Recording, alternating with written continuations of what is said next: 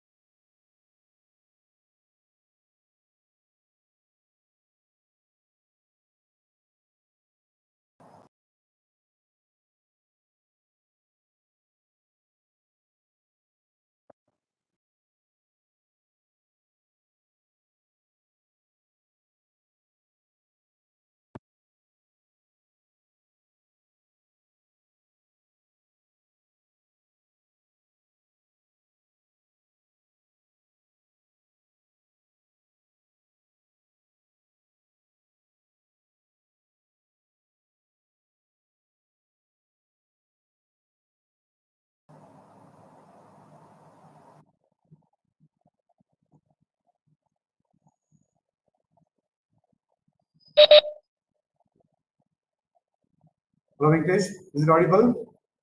Venkatesh? Venkatesh? Is it audible? Sir, audible, sir. Huh? Yes, sir. Yes, sir.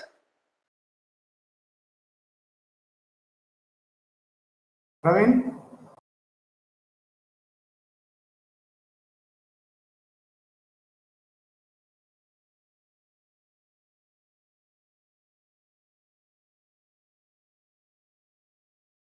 Sir, ಅವರು unmute ಮಾಡಿದ್ದಾರೆ sir. ಯಾರು? Praveen sir.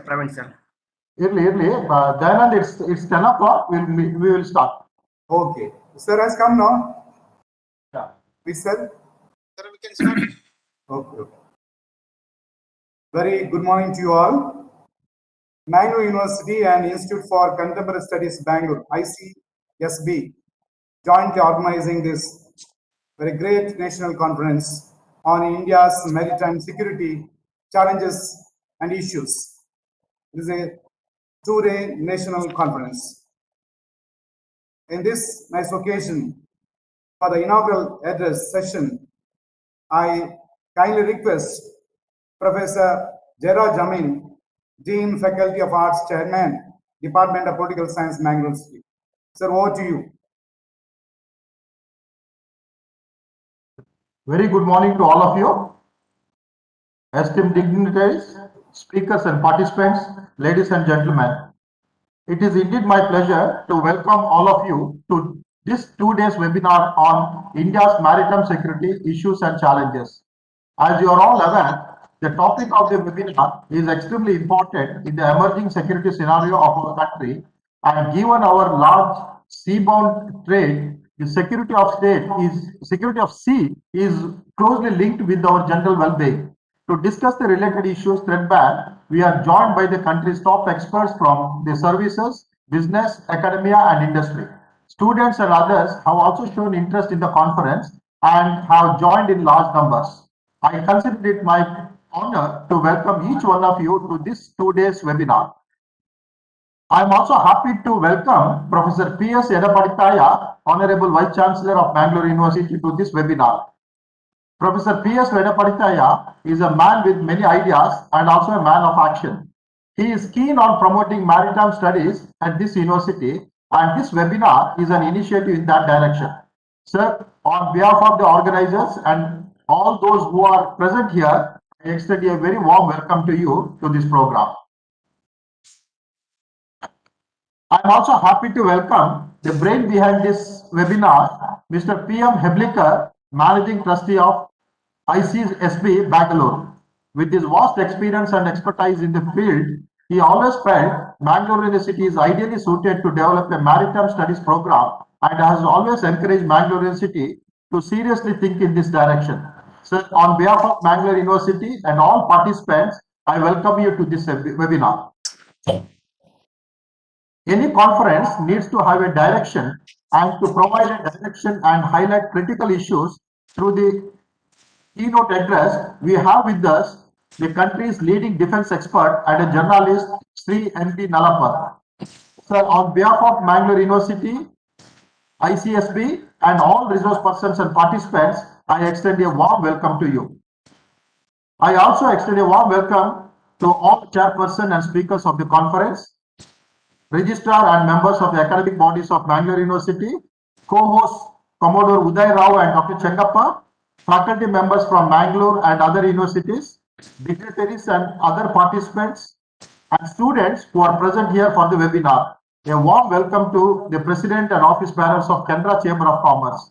I also acknowledge the presence of Sri Imamuddin, Commissioner of Customs. Sir, a warm welcome to you. Friends, I am sure all of you will enjoy the fruitful discussion in the webinar today and tomorrow. With these words, I request Sri PM Heblikar, host and managing trustee of ICSB Bangalore, to deliver introductory address. Over to you, sir. Sir, Sri PM Heblikar, Managing Trustee, Institute of Contemporary Studies, Bangalore, ICSB, now give introductory remarks. So over to PM Heblikar, please.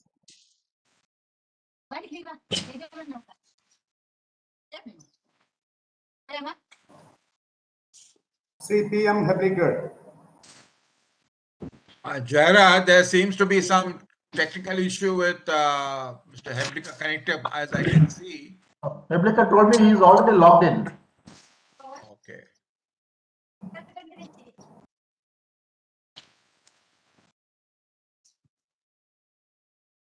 I think we'll have to move to the next speaker. Maybe we will come to a very important person of the day, one of the person. May I request Professor P.S. Adipaditaya to open the session.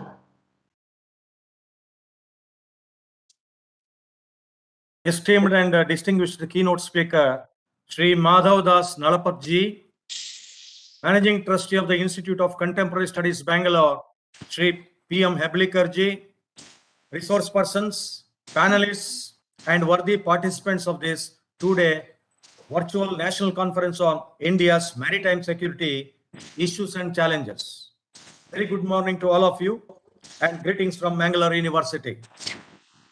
I firmly hold on to the notion that theory, research, and practice are analogous to a three-legged stool. One without the other is totally meaningless and atrocious. In the fitness of things, there should be symbiotic and synergistic relationship among national interests, political concerns, bureaucracy, and academia to make things happen. Not surprisingly, maritime security concerns, apprehensions, and challenges in Indo-Pacific and South China Sea are the key areas where India and other like-minded countries have to work in a coordinated manner. Indian Prime Minister Sri Narendra Modi ji put forward the saga Security and Growth for All in the Region vision in 2015 itself. It aims to deepen economic and security cooperation with its maritime neighbors and assist in building their maritime security capabilities. Countries must realize that seas are our shared heritage and sea routes are the lifeline of international trade. They should collaborate with each other in the spirit of the UN Charter, which involves respecting sovereignty, non-intervention in internal affairs, and settling disputes through dialogue. India has raised concerns over maritime security and has called for rule-based order in Indo-Pacific. India has also raised the issue of freedom of navigation in the South China Sea. China's regressive behavior in the critical sea lanes in the South China Sea is the center of the entire maritime security challenge. Undoubtedly, the sea lanes of communication are critical for peace, stability, prosperity, and development of the Indo-Pacific region. As a matter of fact, terrorism has been referred to as the gravest threat to global peace. India has called for a free, open, and inclusive order in the Indo-Pacific based upon respect for sovereignty and territorial integrity of nations, peaceful resolution of disputes through dialogue, and adherence to international rules and laws. India supports freedom of navigation over flight and unimpeded commerce in the international waterways. India also supports utilization of ASEAN-led mechanisms as important platforms for implementation of our shared vision and determination for the Indo-Pacific. The sea holds tremendous strategic importance for its location, as it is the connecting link between the Indian Ocean and the Pacific Ocean. According to the UNCTAD, 1/3 of the global shipping passes through it, carrying trillions of trade, which makes it a significant geopolitical water body. The sea is also rich in minerals, hydrocarbons, oil and gas. Issues in Xinjiang, Taiwan, Tibet, and the South China Sea are a great threat to the entire world. Experts opine that India's maritime policies have to be mated against China. The multitude of challenges of today's dynamic and interdependent world cannot be addressed with the outdated systems that were designed to deal with trials of the past. Policies such as Make in India, Sabka Saath, Sabka Vikas, Sabka Vishwas, Sabka Prayas, Atmanirbhar Bharat, Neighborhood First depend on safe seas. Undoubtedly, maritime security and national economy are just like two sides of the same coin. Our Prime Minister Shri Narendra Modi ji's address to the UN's Security Council in August 2021 on enhancing maritime security, a case for international cooperation, was indeed path-breaking and first of its kind. It is quite disheartening to note that there exists a serious lack of maritime consciousness or sea-mindedness amongst the general populace in the country. We are confident that Karnataka in general and our Mangalore University in particular is well positioned to create, build, nurture and sustain a sense of awareness, purpose, pride and direction in the hearts and minds of our stakeholders about the serious and pressing concerns, apprehensions and challenges pertaining to maritime security. It is in this context that the Mangalore University and the Institute of Contemporary Studies Bangalore, ICSB, are jointly organizing a today and tomorrow virtual conference titled India's Maritime Security Issues and Challenges. The discussions and deliberations of this webinar will throw proper and adequate light on the maritime perspective of our national security, threats and challenges associated with coastal security, lessons learned from 26/11 attack, Ukraine-Russia conflict, interrelationship among national maritime economy and security, blue economy in the context of Karnataka, coastal security management structure, intermediate and minor ports in Karnataka, role and relevance of maritime police in coastal security, maritime cyber security, illegal, unreported and unregulated fishing, humanitarian assistance and disaster relief at sea, maritime infrastructure, Indian shipping, geospatial surveillance, maritime diplomacy, unleashing maritime potential of Karnataka. Among others, the target audience includes students, researchers, domain specialists, think tanks, academics, journalists, diplomats, scientists, and national security experts. Bangalore University has already taken initiatives for implementing the aspirations of National Education Policy 2020 in a highly befitting manner by introducing 4-year holistic multidisciplinary undergraduate honors program from the academic year 2021-22. It's a matter of serious concern that limited academic work carried out in this domain of maritime security. There are brilliant and promising job and career opportunities in this field. Mangalore University, situated in coastal area, is committed to introduce new courses and academic programs, undertaking research activities, engaging in collaborations with scientific and policy-making agencies. We should produce clock builders rather than only time tellers. This 2-day virtual conference will certainly create not only heat, but also light, resulting in intended outcomes. I appeal to all of you to make the best use of each and every moment of truth. My best wishes to the keynote speaker, resource persons, panelists, and the learned participants. Thank you very much for your time and opportunity. Jai Hind, Jai Karnataka. Sir, thank you so much. Our beloved Honorable Vice Chancellor of Mangalore University, Professor P.S. Edapaditaya, sir. Thank you. To elaborate in such a way with breadth of vision and task of challenging India's maritime security issues and challenges in such a way. Sir, thank you once again so much being with us and supporting in the heart and mind. Thank you so much.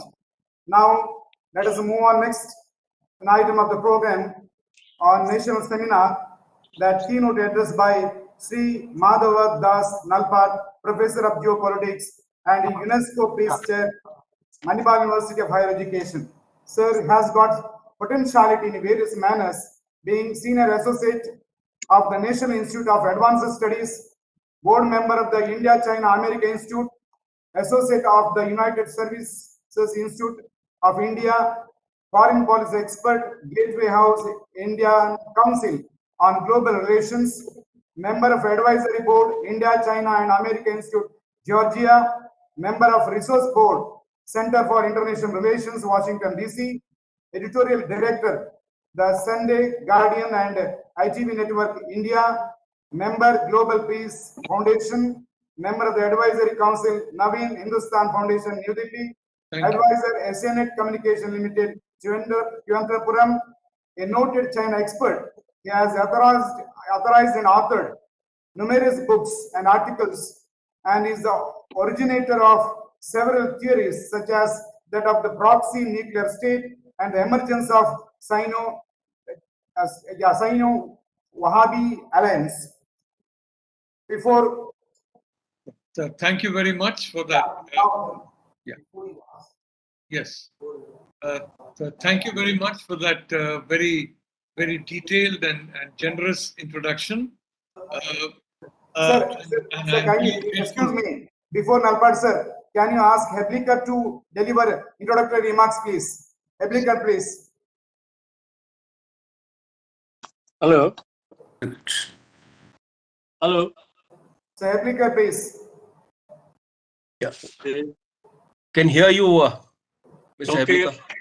I think now that we have invited Professor Nalapat, may I request that he be allowed to continue his keynote speech, and thereafter I will add what I have in the introductory address to the webinar. May I request Professor Nalapat to please go ahead. Yes, Professor Nalpat, please. Thank you very much, Pratap, and I'm really honored to be here in addressing a webinar organized by you and by Mangalore University, a very important university in a very important city, in a very important state. I would only like to say that when we talk of geopolitics, it is important to always remember this is not an abstract science or art or whatever you call it. It is very much an applied science or art. The reason is geopolitics is significant for basically understanding the world we live in, understanding the dynamics and synergies in the world we live in, and working out policies to adjust and accommodate those and to get benefit from those for the sake of the population of a country, a region, etc., etc. I think we all need to unmute, except for, the person who's speaking at that point in time. Look, so it's a very much an applied science, and in this sense, this conference that you're holding in Mangalore University with the institute headed by an expert friend, Mr. P.M. Hebliker, it's a very welcome addition. Stock of knowledge.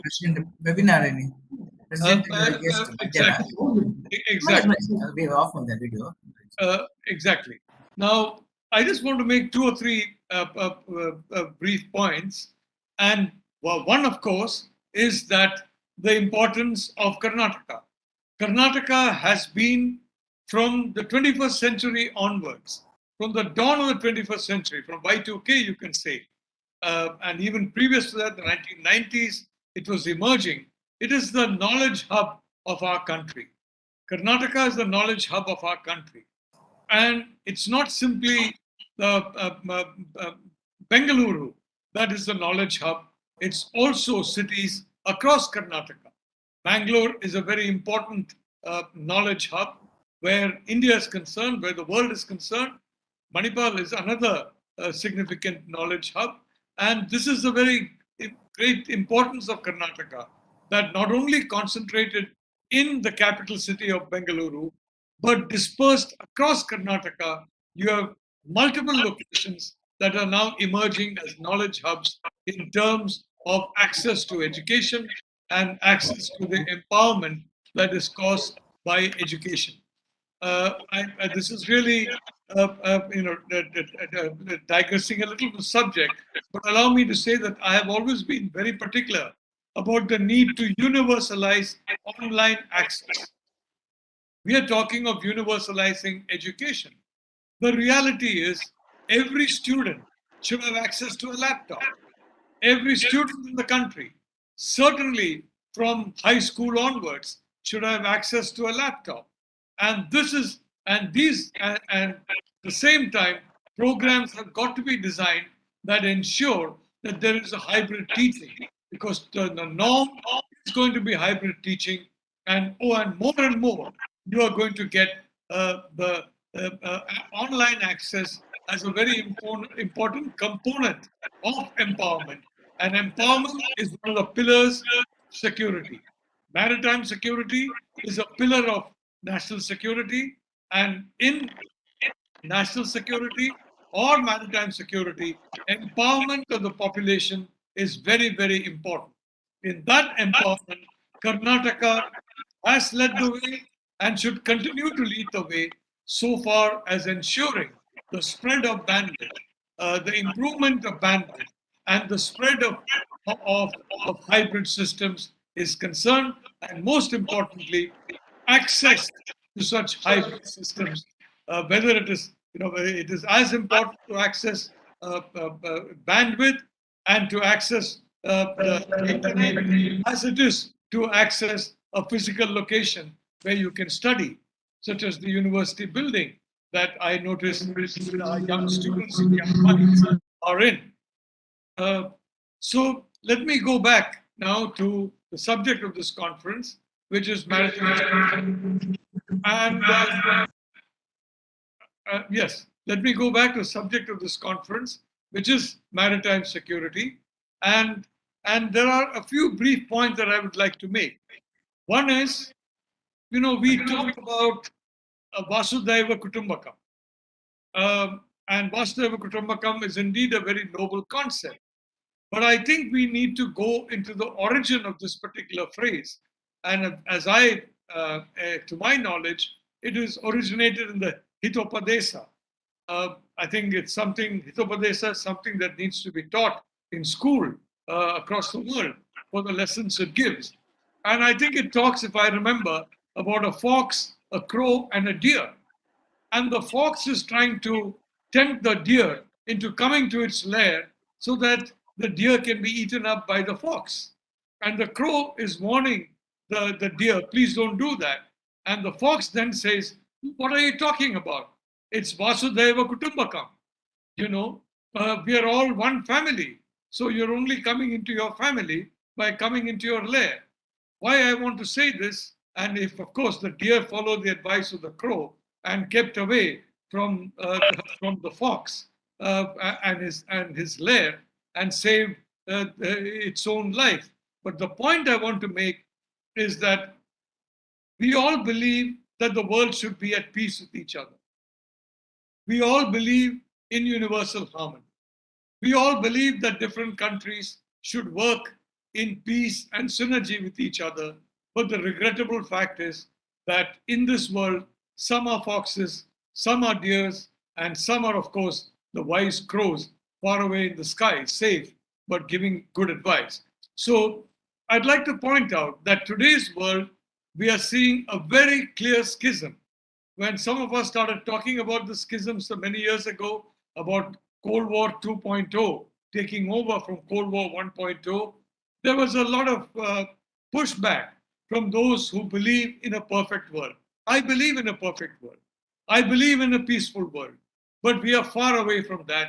And just as geopolitics is a subject that needs to be grounded in reality, and I'm very happy looking at the very wise remarks made by the Vice Chancellor and the introductory remarks made by Professor Amin, that your university is focusing on facts.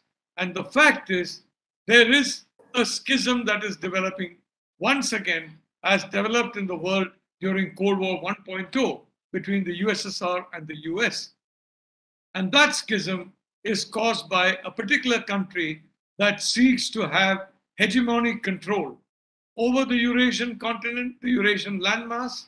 Unfortunately, because of default, Russia has formed a close alliance with it. So it's very close to securing that goal. The only portions left are in the westerly parts of Europe and the South and the Indo-Pacific. Because as Professor Birenda will tell you, who has studied the subject intensively, the Indo-Pacific is today the locus of significance where global geopolitics is concerned. It's no longer the Atlantic, it's the Indo-Pacific. Now you have individuals who are still stuck in the 20th century in Cold War 1.0, President Biden, Boris Johnson, I think, to an extent, Macron and Scholz, and who are still talking about that kind of Cold War 1.0 situation when we are in Cold War 2.0. And the situation is, when you concentrate your attention on a past, on an enemy of the past, you forget the enemy of the present and the future, and you forget the need to work together to ensure that this enemy is dealt with. One thing about India, it has a very clear policy under Prime Minister Modi, and Prime Minister Modi has entrusted the stewardship of external policy to a very capable hands of Minister Jaishankar. So a very clear understanding of what the 21st century is all about, what the fault lines of the 21st century are all about. And I think it's important that we study this without any sense of, if I may say so, romantic feelings about what could be, because Indian foreign policy has long been a victim of the belief that we can frame policy according to what should be and what could be rather than what is. Unfortunately, what could be seldom becomes so. When we talk about Tibet and we talk about the water resource of Tibet, when we talk about Pakistan-occupied Kashmir, even when we talk of a little place called Kachativo, which I hope will one day not become a Chinese base, a Chinese military base, the reality is, quite frankly, that we have allowed a vision of what should be to overtake the reality of what is. And I'm sure that the discussions at this seminar are going to basically avoid that. So again, as I said, I do not really want to take some time in a keynote. You've got real domain experts addressing you, and these domain experts are specialists in different realms. And I think the important thing is, one, to get a context for what is being said. Sometimes if we get the wrong context, we derive wrong conclusions from data, from the correct data. It's what is important is always context. If you look at the broad global context, rather than simply a Europeanist context, well then, Russia is really not the target that you should be focusing on. And Ukraine, for example, Ukraine is of significance to one country, and that is Russia, because Ukraine provides the land access to Russia for militaries. So I don't really believe that NATO wants to invade Russia through land, air, or sea anytime in the future. So I really don't see what the value of Ukraine is to them, except peripherally as maybe some kind of a state like Pakistan, which harasses and hassles India. So you keep this as a state that harasses and hassles Russia, and pushes Russia even closer to, unfortunately, the main player of the geopolitical game of the Indo-Pacific, which is China. So, as I said, let's keep our focus on reality. Let's keep our focus on the fault lines that are there. Let's also keep our focus on India's capabilities as well as India's problems and deficiencies. The Navy, for example, it's very important that we have sufficient platforms in the Navy.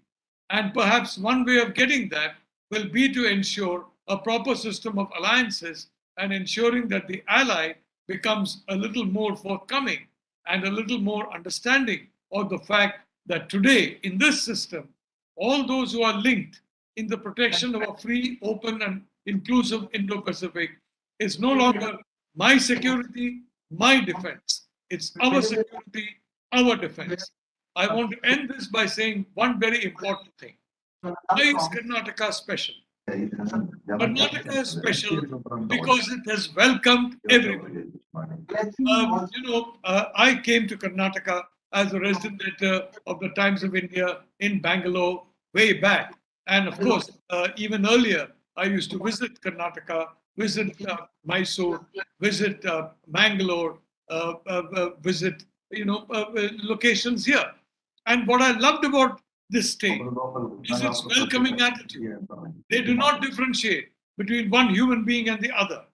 And this kind of a welcoming attitude is what is absolutely essential as a pivot of security, because we need social cohesion and social stability.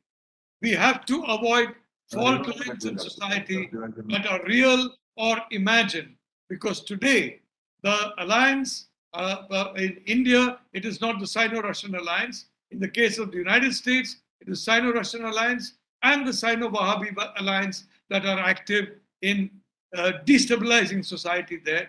In India, fortunately, the Russians are not active.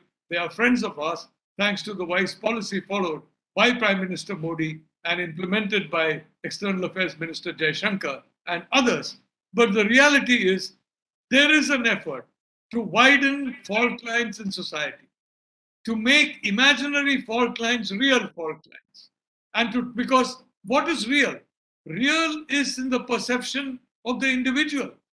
If I believe that you are a horrible enemy of mine, you may not be an enemy. You may actually be very friendly to me. But I am going to act as though I am an enemy of yours. So the reality of the situation is perception, unfortunately, is 9/10 of reality. In this game, whether it online access, whether it is the use of social media, the Sino-Wahhabi axis in particular has been extremely active in trying to promote divisions in Indian society, problems in Indian society. And sometimes people fall for those kind of issues, and they go into a mode of conduct, a mode of speech, which frankly helps to divide us rather than unite us. We saw a recent example that I'm not going to talk about very recently, in which possibly well-intentioned people went ahead with activity which can only please the Sino-Wahhabi alliance and which can only widen fault lines for India, geopolitically across some important regions and within India. I want to say these fault lines are largely imaginary. We have 5,000 years of shared history. And those who say only the last 200 years is relevant, or the last 600 years is relevant, or the last 4,000 years is relevant, are wrong. Each of these 5,000 years is relevant in the composite tapestry of our history, in the composite tapestry of our culture, in the composite tapestry of our DNA. And may I remind you, it has been repeated by very important people in this country, people, not insignificant individuals such as, me, but important people, that the DNA of every Indian is common. This is actually what Hindutva is all about, that our DNA is Mughal, it's Western, it's Vedic. Each of us has strands of these three in us. And that common DNA gives us a common interest in protecting and preserving the security of our country, in which the maritime dimension is important, in which the state of Karnataka is important, very important, as a thought leader, and very importantly, as a trailblazer in ensuring a syncretic, accepting culture. What I love about Karnataka is its syncretic and accepting culture. What I love about the Kannada people is their syncretic and accommodating and most wonderful and friendly nature. And this is why Karnataka has become a knowledge hub of the world. And this is why Bangalore, I'm sure, will also be, follow the example of Bangalore. I'm quite certain Manipal will as well become the knowledge hub of the world. I want to thank my very dear and good friend Pratap Heblikar, and I want to thank the Vice Chancellor. I want to thank Professor Amin for giving me a chance to deliver the keynote here. All I want to do, frankly, is to ground you in the realities of the present. Because again, I would like to repeat, we are an applied science. We are not an abstract science. Abstract thinking is fine if it leads to applied conclusions, because this country is on the cusp of greatness or something else. And everything in our country should favor that greatness. But it is a work in progress. And it's a work in which all of us are participants. The young students who are attending the seminar, the distinguished professors who are here, they're giving us their views on this, the experts who are here. It's a task of all of us to ensure that we land up on the right side of history. Remember, it's a work in progress. We are now leaping. The question is where we land. And all of us have got a common responsibility in landing in a place which makes us the third superpower. In this context, this particular conference is an important contribution which I hope will be disseminated across the world. Thank you. Namaskar. Respected Madhav Das Nalpat sir, very strong and vibrant keynote address given by you, and it really unlocked the entire maritime security issues and challenges for 2 days. And saying that national security and maritime security are the two pillars of the security of people, policy, peace, power, and perfect world. In turn, in every existence of the nation, having a family with Vasudhaiva Kutumbakam. Sir, thank you so much for your vibrant keynote address. Now, before going for the vote of thanks, I kindly once again request our very senior and Professor P.M. Heblikar once again to give some inputs about this 2-day seminar. Professor P.M. Heblikar. Thank you, Dr. Dayanand Naik. I must not want to begin on a note of regret that I was not there at the beginning. No issue. No issue. And I would like to first commence by thanking the Manipal, the Mangalore University and its vibrant Vice Chancellor for being present amongst us today and for having addressed us with some very, very incisive thought process. I would also like to mention that my dear friend, as I call him affectionately, Monu Nalapat, has found time to be here with us. And he's always been somebody who has inspired me to think ahead, to think of the future and ground myself in the present. I'm happy that he has delivered the keynote address and he has opened many more areas for our consideration. But not the least, Professor Jairam Amin for his welcome address, and I'm sure he meant each and every word of what he spoke. As far as I am concerned, the idea of organizing this webinar started sometime late in 2021 when I met the Vice Chancellor in Bangalore with the request that he considers Mangalore University to become the center of excellence in maritime studies. I think in a 330-kilometer long coastline, one of the finest in this country, Mangalore's position is preeminent.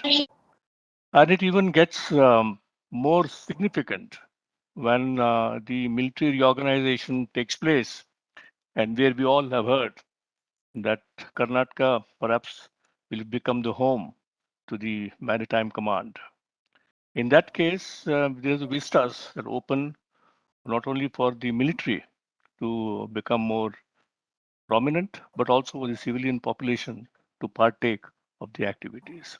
So in that direction, both Bangalore University and its cousin down the road, Manipal, have the task to create awareness, to create capacity and skills development to meet the future strategic requirements of a coastal Karnataka.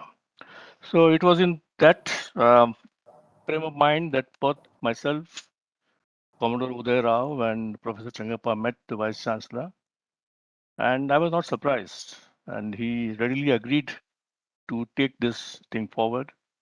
And after a lot of confusion in the beginning, but setting up things right, we are here today. And I must say that we have signed an MOU with Mangalore University to set up a department of maritime studies that will convert itself into a center of excellence as we go along. Here at the department, we would like it to become even more enhanced to take on national security related issues so that everybody has an understanding what national security is all about, what it means to us, and what is it that we need to contribute in that direction. In this particular case, I think universities, both private and government, and also educational institutions have a larger role to play. We had to create the groundswell for India's national security concept, policies, and understanding. That is more important. So we are here today, ladies and gentlemen. I must all thank you all for agreeing to participate at today's the two-day webinar. What is it that we are trying to achieve? What are the aims and objectives? I will share that with you. The aim of the webinar was to create an awareness about India's national security, how maritime security is a very important subsect of it, and how it needs to be understood. Because India, as somebody said, is already akin to a island. We are surrounded by water on three sides. We have to change our continental outlook. We have to become seeing more things across the horizon as things develop. I think that was the aim, was to create awareness among the various stakeholders. And the objective was to enunciate in very, very correct terms what is it that we require to do and how do we go ahead with this and how do we bring all the stakeholders onto the same platform in that direction. Just a word about national security. I spent over 38 years in this particular profession of national security and intelligence. And the last 12 years, I have been looking after this in the corporate and the education field. So I have a feel about the worlds. My dear friends, especially my younger colleagues, national security in India today is no longer understood in its narrow military terms. The concept has changed. There are more stakeholders on this platform than ever before. National security has also two different persona. One is the traditional and the other is the non-traditional. When you talk of traditional, it looks at defending the borders, the use of the armed forces of India, the Army, the Navy, the Air Force, and the Coast Guard, and also the other agencies and instruments of the Union government. That is who have a mandate to protect India's frontiers and India's territorial integrity. In the non-traditional security sector, you have things like the pharmaceutical industry, you have climate, you have water, you have energy, you have transportation. These are all areas where India as an emerging power needs to engage itself in. Today, the number of people who are in this particular non-traditional sector is far and few. So we need to understand how to create more of them, more foot soldiers to help us in that direction. For example, in 2020, when coronavirus overtook us, it had some very important lessons for us. It exposed the fault lines in our governance systems. It exposed the fault lines in our strategic thinking and how we had remained status quo in most of our activities. So that all changed because when confronted with this huge pandemic, we were struggling or scrambling to come up with solutions how to create relief and rescue efforts. But I think the fault lines also took into effect that our systems of governance are so imbued with in the silo system that there is no salience across the different sectors. As a result, our systems of governance are unable to deliver solutions to emerging national or international problems. For example, in 2020 and 21, we had the large movement of migrant workers from their place of work to their natural inhabitation. We found there was so much of chaos. Government departments, perhaps others, did not know how to react, what is the method to be employed in trying to bring about some order in the migration of these people. So I think we have seen many more such activities in that period. Now, what is it that worries me with so much of non-traditional security factors coming onto the formal platform? Are we ready to take on this particular challenge? Are we ready to bring about systems that can be put into place to help us to be remain stable in whatever we are doing? I think we are still in the initial process of trying to put together a set of policies that can give us the kind of solution that we require. Not but not the least, for example, today the Prime Minister had declared India as the pharmacy of the world. We are the largest manufacturers of pharmaceuticals. This industry has become huge. It's become very important from the national security point of view. This industry requires to be protected, not in the physical sense, but against dangers that emanate in the cyberspace. How do we do this? I've been in touch with the pharmaceutical industry, both the manufacturers of equipment, manufacturers of the medicine itself, the pharmaceuticals, and also supply chain. How do we, strengthen this particular sector? Then you have water problems. You have water, climate, energy. These are areas that need a lot of our attention. When we talk about security, we also need to look at cybersecurity. If you look at the National Cybersecurity Policy of 2013, the first policy which was unveiled by the previous government, it is in the public domain. It is accessible to anybody who wishes to see this. India required about 500,000 cyber foot soldiers in the next 10 years. I don't think that we are anywhere near that. We don't even seem to have crossed the 100,000 mark. So we still have a lot of ground to cover. Along with cybersecurity, you have other threats, you have other challenges that remain, and that these challenges have to be addressed. I think the government alone cannot do this. I think universities, educational institutions, private sector also need to come in and help us in a big way. As when we spoke about the maritime security and Bangalore University, we wanted to bring together a program which included experts from all fields. We have representatives, both civil and military, some of them who are serving, some of them who are retired, people from the industry, people from the education sector, and people from the academia with us to give us a wealth of knowledge and information as to what is that we are looking at and why we need to have such kind of interaction. Ladies and gentlemen, the intention here is to bring about those subjects to the fore which are not discussed. For example, now we are going to talk about what are the threats and challenges that lie ahead. When I say threats and challenges, we also need to understand the threats and challenges that exist within the country and the threats and challenges that lie across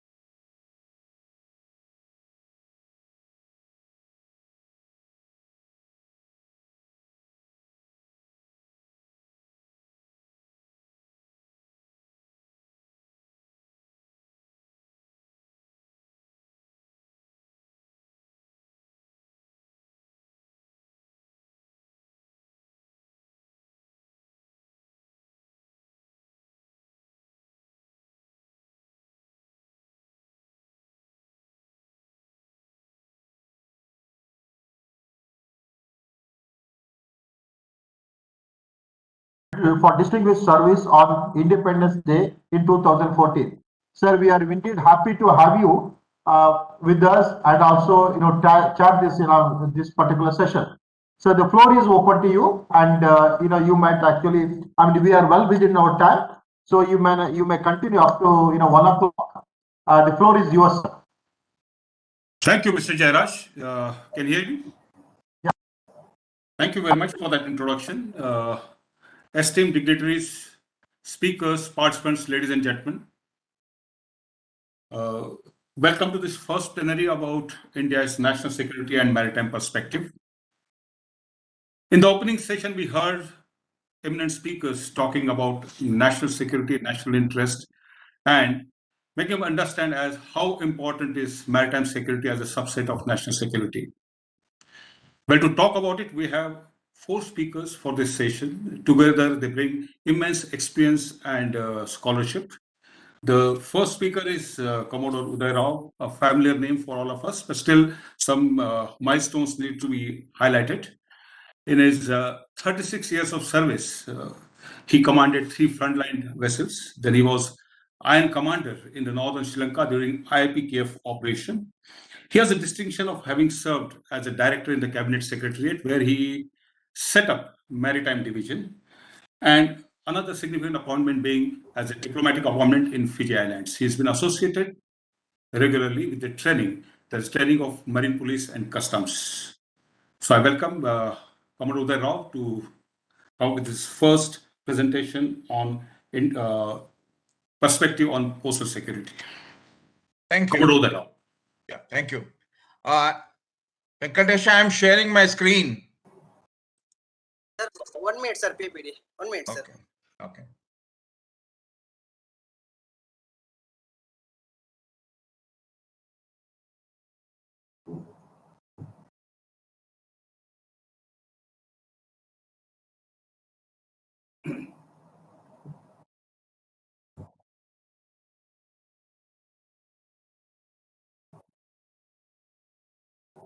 Ladies and gentlemen, we are waiting for the sharing of the screen.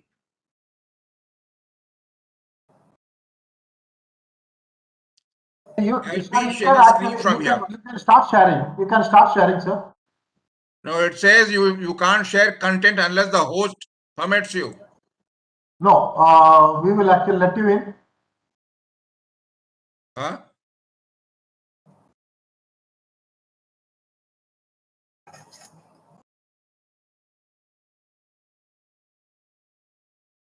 It says you can't share content unless Sir, the host.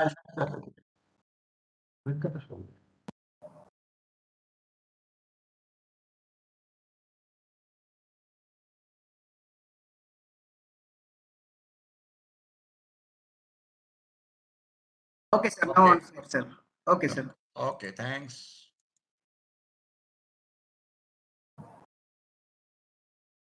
Okay. Can you see the screen? Yeah, yes, sir. Okay. Good morning, ladies and gentlemen, and a very special warm welcome to our student community. In the next 25 minutes, it will be my endeavor to give you an overview of India's maritime security challenges. As you can see on this slide, we live on a blue planet where oceans cover over 70% of the Earth's surface. 5 oceans span the globe. This is Indian Ocean, the only ocean to be named after a country. And this is our primary area of interest. As you can see, the peninsula juts proudly into the Indian Ocean, dividing it into 2 equal halves. This is the slide on the choke points or bottlenecks. These are famous, some of them are at least, such as the Malacca Strait, Hormuz, Suez, etc. They permit access in and out of the Indian Ocean and thus connect the Atlantic with the Pacific. And these black lines are the sea lines of communication, along which ships of various shapes and sizes move and keep the world economy moving. So this has great significance, especially as seen during the recent pandemic when there were certain logistical issues at sea. Coming to our blue estate, we have a coastline which is 7,500 kilometers long, 12 major and 200 intermediate and minor ports, 1,200 island territories, and an exclusive economic zone of 2.3 million square kilometers. On the western seaboard, we have the Union Territory of Lakshadweep with 36 islands. And on the eastern seaboard, we have the Andaman Nicobar group of islands, which constitute totally about 572 islands. Now, what is maritime security? It will mean different things to different people. Actually, it's an umbrella term and covers various sub-disciplines, as we shall see going along forward. Now, the maritime security is an important aspect of and component of national security. But for most part of the time, our security establishment are preoccupied with J&K, Ladakh, and Northeast.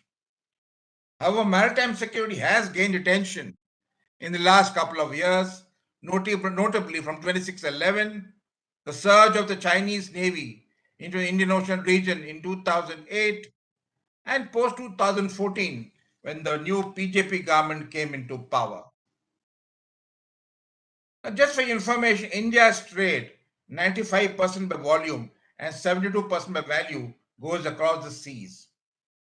80% of our crude is imported from West Asia and West Africa. Now, let me tell you that in West Asia, there is a shooting war going on. The Houthis are attacking Saudi Arabian and UAE ships. Iranians and Israelis are engaged in a sort of a shadow war. And therefore, Indian naval ships are positioned in the Strait of Hormuz area to provide a sense of security under what is called Operation Sankalp. Coastal security is about our various assets, their protection. Some of them are the nuclear infrastructure, which are along the coast. Similarly, there are ports and ships. There are oil and gas exploration production going on, not just in Mumbai High, but elsewhere along the sedimentary basins around India and various shipyards. Coming to the exclusive economic zone, UNCLOS 82 has given us this EEZ. This is the area in light blue, which extends to 200 nautical miles from the nearest baseline. This area is only slightly less than a land area, and therefore we have a parallel India in the water for exploitation living and non-living resources. Therefore, blue economy, the fountainhead of blue economy is the EEZ, and we can call it the Central Business District at sea.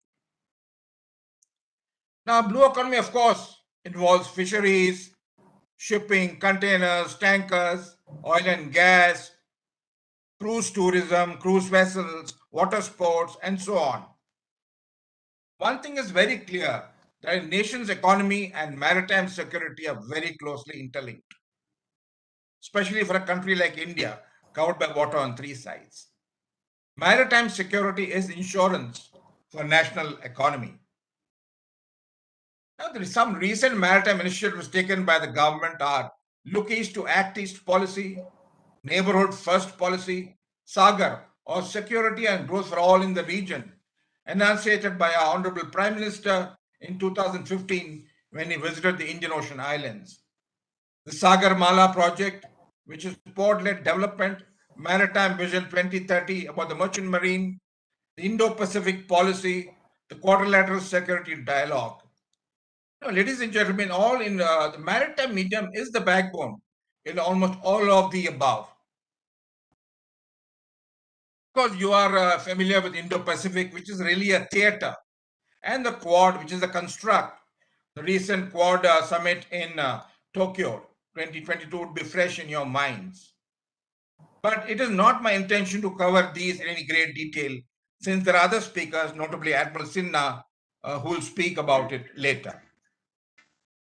But one thing is clear, the conventions on Indo-Pacific and Quad, such as free, open, prosperous, and inclusive Indo-Pacific, respect for international law, ensuring freedom of navigation, overflight, maritime security and connectivity, and rule-based order. All these are actually aimed at China, because China is the one who's in breach of these bullets that I have flashed. So the elephant in the room is really China. Now, the Prime Minister addressed the UN Security Council in August 2021, where he spoke of enhancing maritime security, a case for international cooperation. Ladies and gentlemen, every time the Prime Minister meets foreign leaders, whether in this country or abroad, maritime security and maritime cooperation are buzzwords. It is a measure of the importance of the maritime domain that the Prime Minister attaches to the same. Coming to our neighbors and diplomacy, we have 7 neighbors: Pakistan, Sri Lanka, Maldives, Bangladesh, Myanmar, Thailand, Indonesia. We have resolved the international maritime boundary line with all, except in Pakistan, which is hostage to the Sir Creek issue. But it also needs to be said that all nations connected by the seas are actually neighbors. Now, China today is very much an in-ocean neighbor. Some say that she is a northern neighbor, but I think she is a southern neighbor too. The so-called string of pearls strategy, Gwadar, Chokfu in Myanmar, Hambantota, Chittagong, the Belt and Road Initiative, which is a strategic initiative, but under the garb of an economic initiative. Hambantota, China has got a 99 years lease. China is also building the Colombo Port City project and the East Container Terminal. China has got control of Gwadar for 40 years.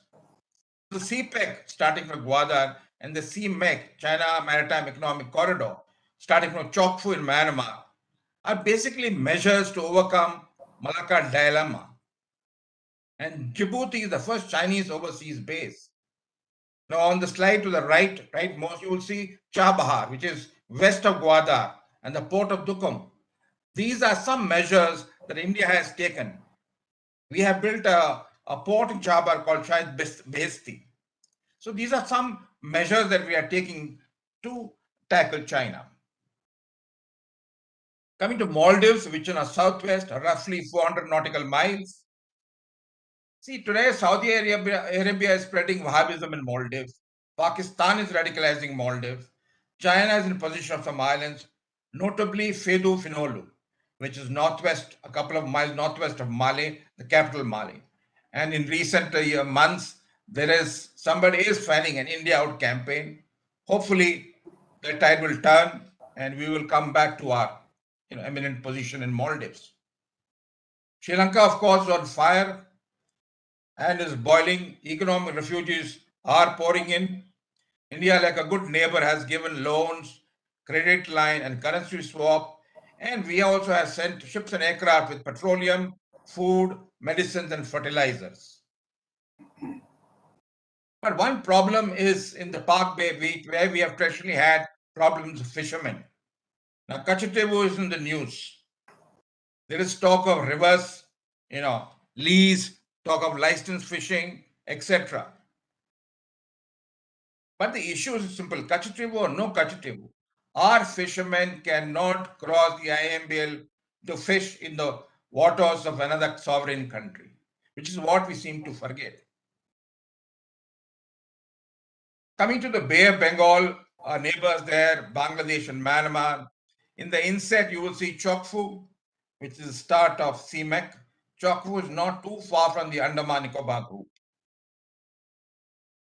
Now, one vulnerability we have on land is the Siliguri corridor, also called the chicken snake, which connects our northeast to the mainland. The Doklam issue was all about this. So what has the government done? We have tried to access the northeast, provide some sort of redundancy to reach our northeast using the sea route. So we have in Myanmar the Kaladan multimodal transport project, where goods will go by sea to Sitwe, and from there by river and then by road to our northeast. Similarly to Bangladesh, through various agreements that we have signed, shipping will go from Kolkata to Chittagong and Mangalore port, and from there by upriver and various other links to our northeast. So maritime connectivity has come in to to bail us out when it comes to critical positions over land. I'm sure you've heard of the Rohingyas who are running from they're oppressed in Myanmar and running away. Many of them on land, many are in India, but many are also proceeding by boat to Southeast Asian nations. Recently, or was it last year, some boat people were drifted onto one of our islands, and the Coast Guard had to step in to give them assistance, humanitarian assistance. So Rohingya has a certain security implication for us. Coming to threats, maritime terrorism. This, of course, is the foremost threat. I'm sure you've heard of 1993 Mumbai blast and more recently 26/11. We never seem to learn from 1993, and so we had 26/11. We must now ensure 26/11, which was both a traumatic and a humiliating incident, is never repeated. Repeat never. Piracy at sea off Somalia, especially, it started in 2008 and peaked in 2012 and has come down since, thanks to the international navies and the measures taken by the shipping companies and so on and so forth. Now, this is a picture of pirates on board the Indian naval ship and a stubber on top. As you can see, the pirates are very well behaved. And in the bottom picture, right, you can see that we take good care of our guests. Somebody mentioned Vasudeva Kutumbakam, and this is what we are. Atithi Devo Bhava. That's how we treat our pirates. Another threat which is coming on the horizon is the drone. Ladies and gentlemen, you see the quadcopter to the right, which attacked the Srinagar Air Force Base and also drops drugs and weapons in Punjab and Rajasthan. Unfortunately, we are not yet ready. The DODO's work, of course, is a work in progress. We have also been slow in weaponizing drones. The lessons of Armenia-Azerbaijan war, and more recently, the use of Turkish drone Bayraktar by Ukraine. And on the right bottom, you see a patrol boat being hit by this drone. So drones are a threat to maritime security coming from the air. Coming to the Dragon at sea. Ladies and gentlemen, a 3-ship anti-piracy task force first started in 2008 when they came in for the anti-piracy patrols. In 2014, we had conventional nuclear submarines being deployed. They also visited Colombo and Karachi. And in recent years, increasing number of Chinese research ships are seen carrying out hydrographic oceanographic survey. This should be a cause for alarm. And during the recent Quad, you had the Indo-Pacific Partnership for Maritime Domain Awareness to keep track of Chinese fishing trawlers who carry out illegal fishing. They also do that near our EEZ. 80 to 95% of illegal fishing is undertaken by China, who plunder the oceans. Okay, China also uses fishing vessels to collect intelligence, to assert territorial claims using its maritime militia or little blue men. There are 20 trawlers operating from Gwadar. There were protests in Gwadar about the same.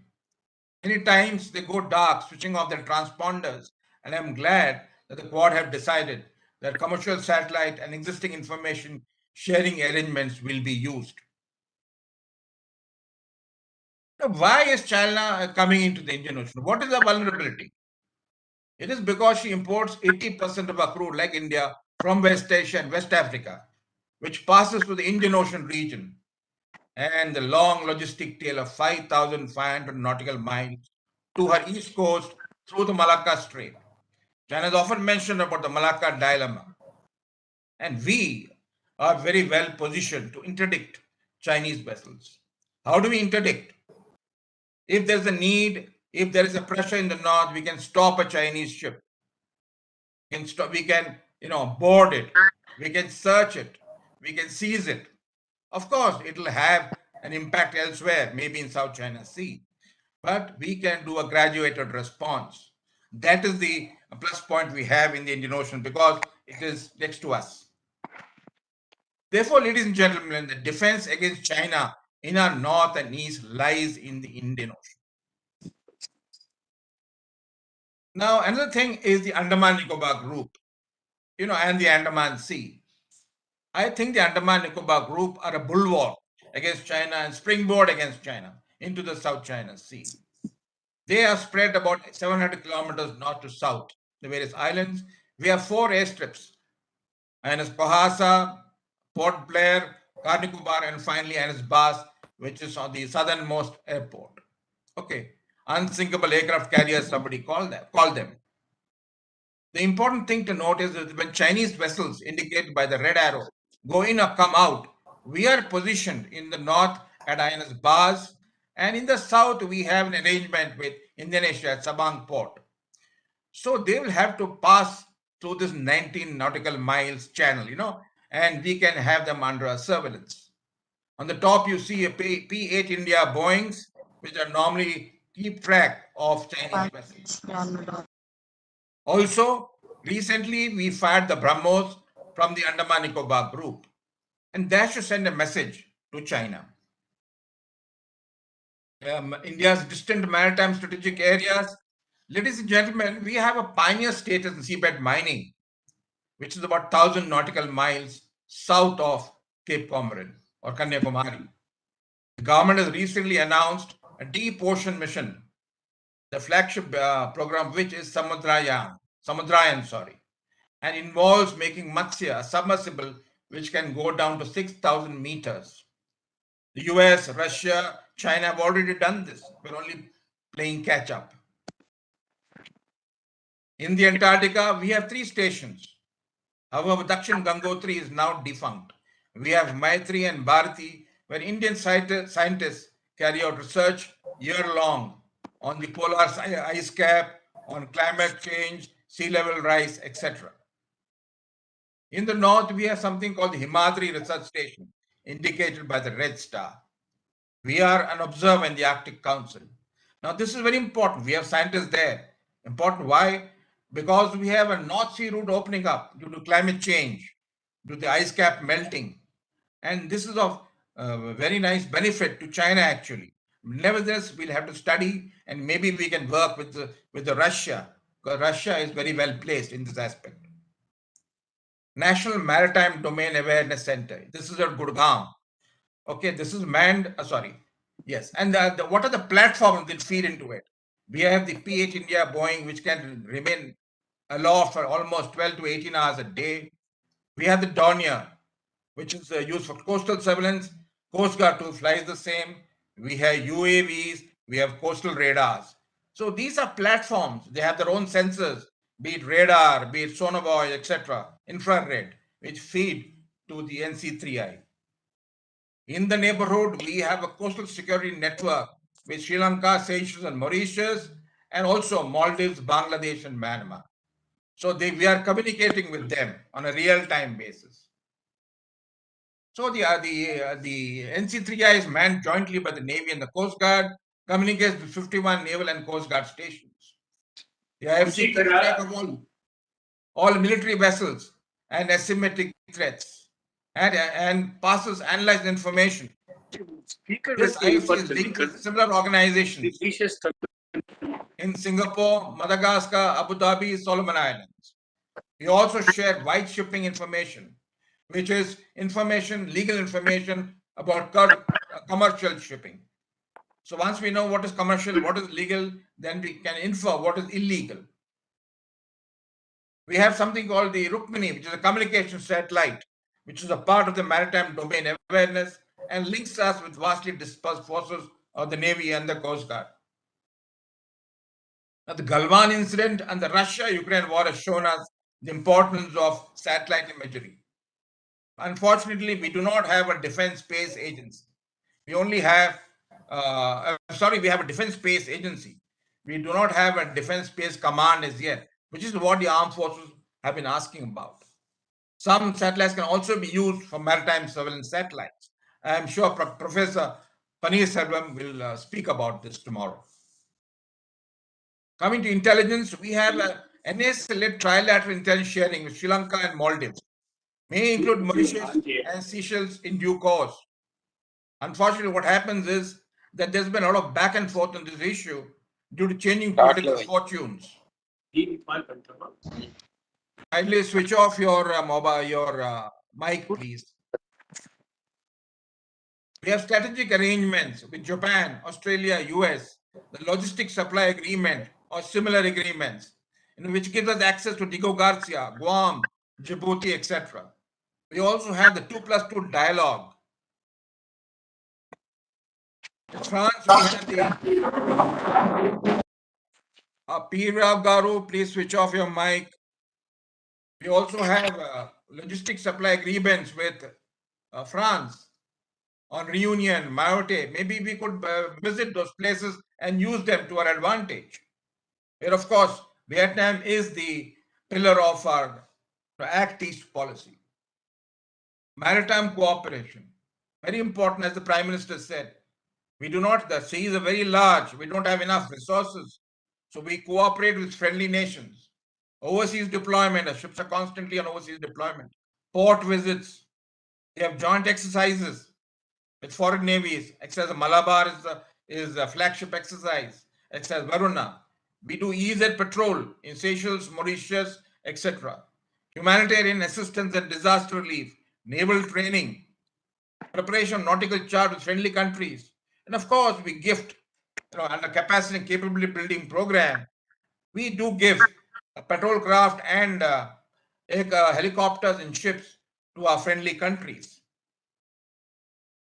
Now, this is very important. We have a joint strategic project with Mauritius in the island of Agalega, and similarly with Seychelles on Assumption Island.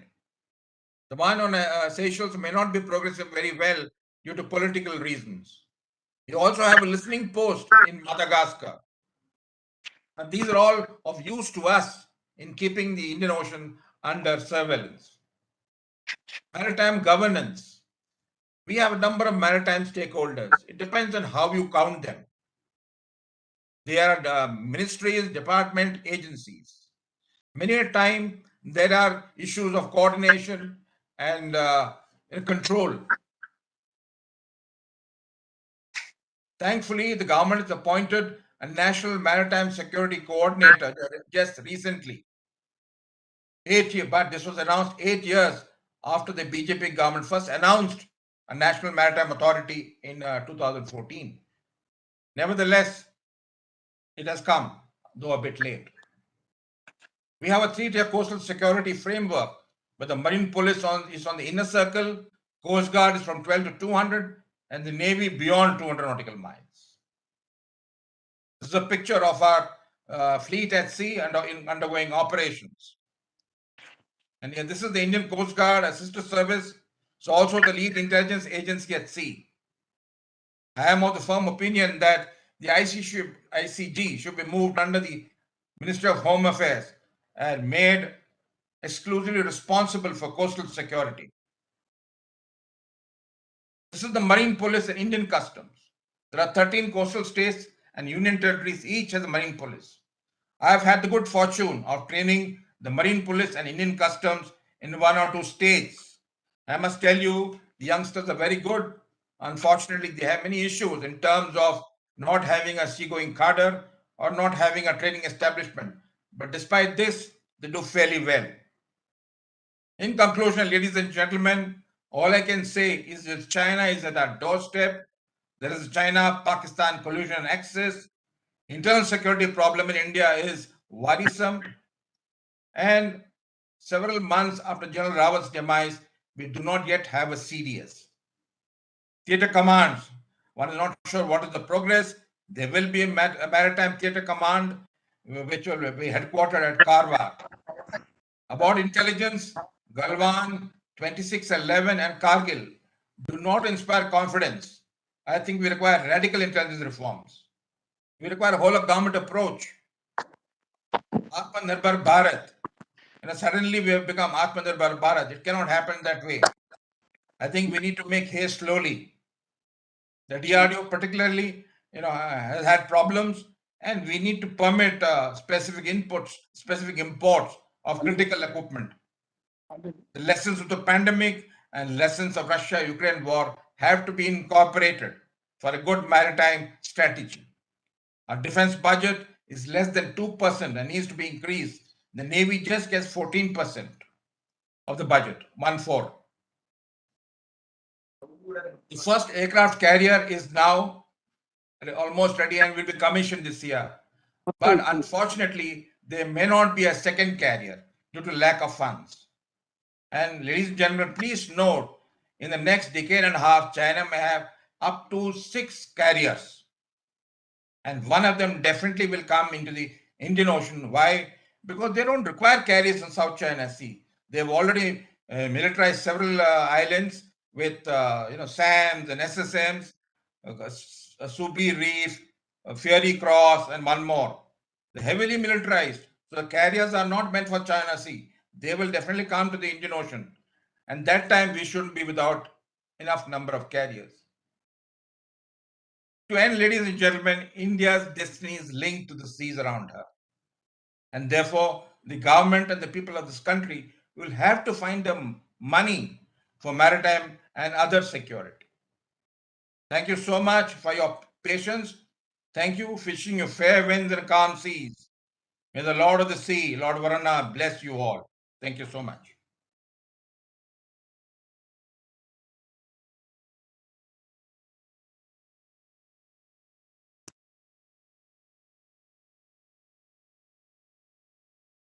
I'm finished.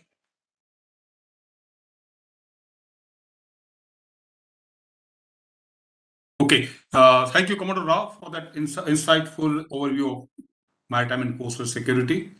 We are well within time, and the next speaker is yes,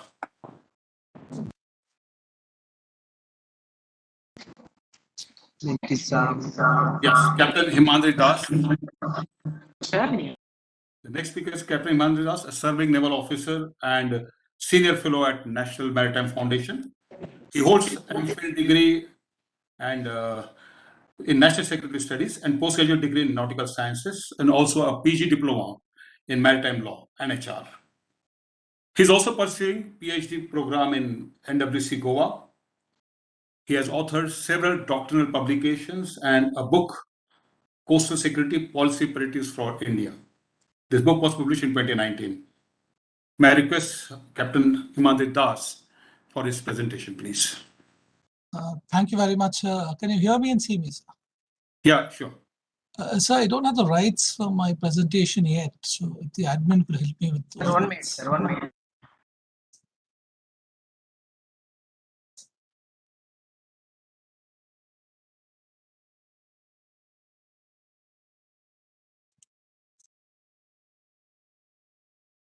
Okay, sir. Please share the screen, sir. Hello, sir. Yeah, okay. Just give me a moment.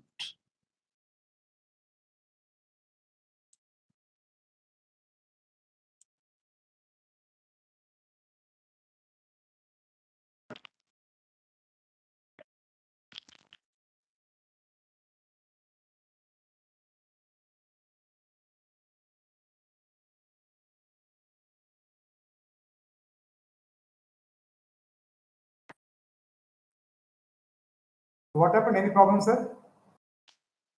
It's loading. Sir, can you see the presentation now? Yes, sir. Okay. Thank you very much. Thank you, Chair, once again. And I hope the screen is visible now. Is it okay? Yes, sir. Yes, sir. Go ahead. Okay, thank you. At the outset, I must thank Mangalore University and the Institute for Contemporary Studies for inviting me to this event. I must particularly thank Commodore Rao, with whom I have a long association, who was also the referee for my book. He was indeed a blind referee, and it's only later that I came to know that he was a referee, and some of the thoughts that he shared with me at that time still continue with me. Today, what I'll do is actually do two things. First is there'll be a bit of a repetition with what Commodore Rao spoke about, but I think I'll try and add a few nuggets over there. and I will also try and set the stage for the speakers who are to follow both today and tomorrow. One last thing is that I'm speaking here in my personal capacity and not in my official capacity as a serving naval officer. I really don't have tremendous expertise in Karnataka as such, but I've tried to fill in the gap, and with the vast experience that my co-panelists in the chair have of this region, I'm sure that they'll inform me. What I intend to do is use the entire time which is available to me, which is until about 12 o'clock. So I'll overshoot my original allocated 20 minutes. So the presentation is actually in 4 parts. One is a threat overview, and then I'll speak a bit about governance and challenges, and then conclude with some concluding remarks. Moving on to the threat overview, for this section, I'll lean heavily on the annual report of the Information Fusion Center Indian Ocean region, which is located in Gurgaon, which Commodore Rao spoke about.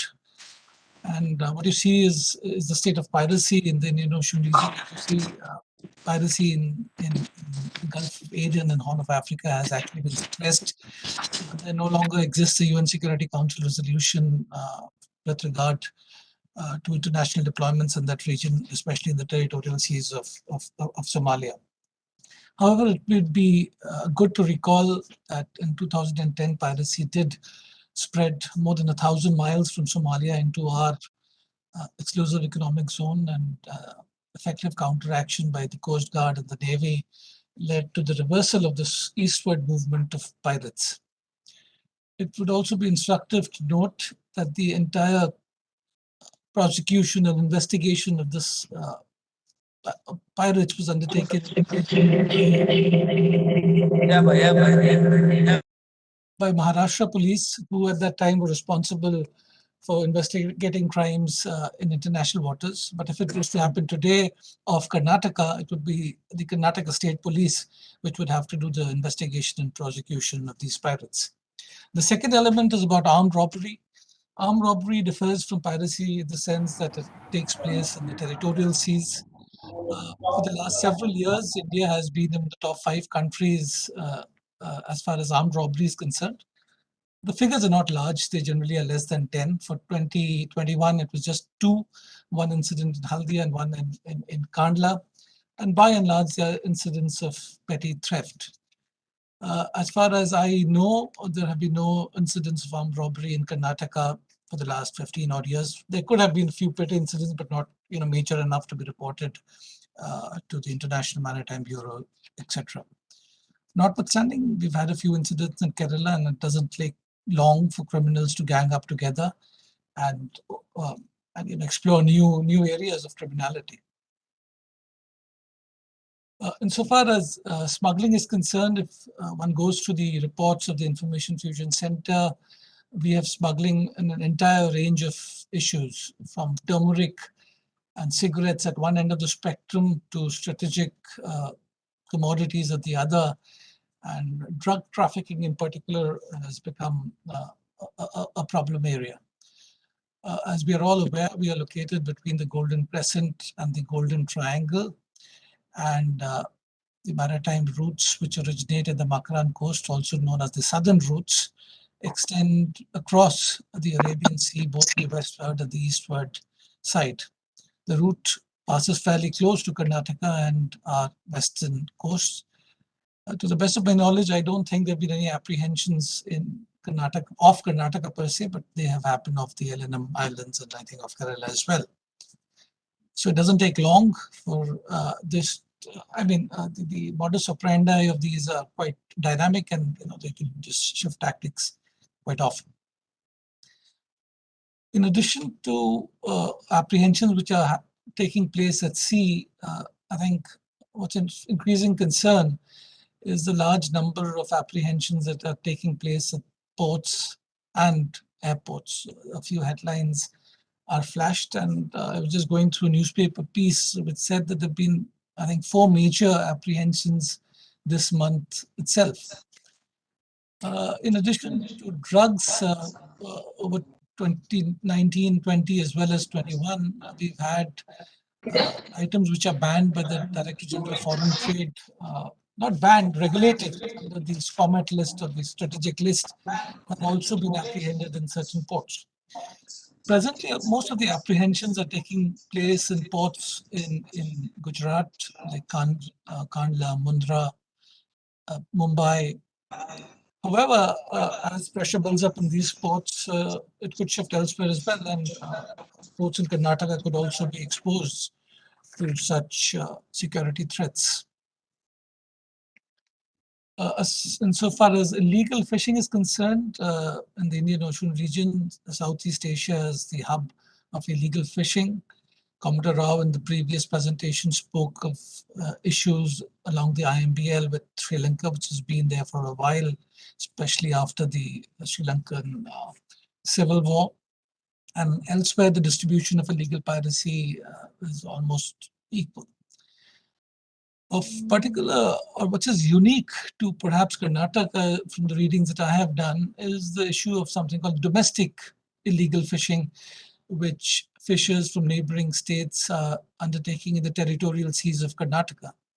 And from media reports, I do understand that there have been skirmishes between fishers of neighboring states. The second thing which I followed was that I think a year back or a year or two back, the Coast Guard apprehended some Iranian fishing vessels for illegally fishing in our exclusive economic zone, which Commodore Rao spoke about. And thereafter, the investigations, they were handed over to the Karnataka police for further investigations. I'm not so sure what is the status of the case, and maybe when we have people from the Karnataka police speak subsequently the event, we'll perhaps get an update on what's happening there. We heard our previous speakers speaking about the partnership, the Quad, to deal with illegal fishing, and Chinese vessels have also been found in our waters in Maharashtra a few years back. There are certain reports which suggest that illegal fishing has become a national security risk and has overtaken piracy as the predominant maritime risk. But essentially, as we heard, everything is contextual, and it depends where you are and what's affecting you. Regular human migration, Commodore Rao did mention about the Rohingya crisis, and other than that one incident that he spoke about, we really haven't seen 55 too much as far as regular human migrations in India is concerned. We can see in the Mediterranean there's a huge problem of illegal migration, and as Commodore Rao also spoke about, since the economic crisis sort of opened up in Sri Lanka, we've seen a large number of illegal migrants landing up. I was going through certain media reports, and it revealed that the threat of illegal migration from Sri Lanka also exists in Karnataka. And I think there were some warnings issued regarding this. And so with that, I get into the next issue, which is about the IFC IOR report of 2021. Speaks of maritime security incidents in the Red Sea and the Persian Gulf, something which Commodore Rao also spoke about earlier. And he also mentioned about the danger of UAVs. And what we see here in the Red Sea and in the Gulf, in the Persian Gulf, is the increasing use of waterborne improvised explosive devices, mines, as well as the use of drones by non-state actors, perhaps supported by certain state actors. And so that's one thing which is not happening close to our coast, but which could at any time also affect us in due course, and that's what I think we need to be ready about. As far as the threat of terrorism is concerned, in the opening session it was brought out that it is the gravest threat to security. And over the years, I have this collation of headlines for several years. We've had umpteen reports of threats from terror. We are aware of Samudri Jihad being carried out of training for Samudri Jihad by Pakistan-based terror groups. So it is a danger which exists. It is a risk which exists, and we have to live with that risk. while I've covered most of the non-traditional threats, emerging threats are a large number of collisions, grounding, sinking, and I regularly follow the reports which the IFC-IOR produces, and there are a large number of these happening off the Karnataka coast as well.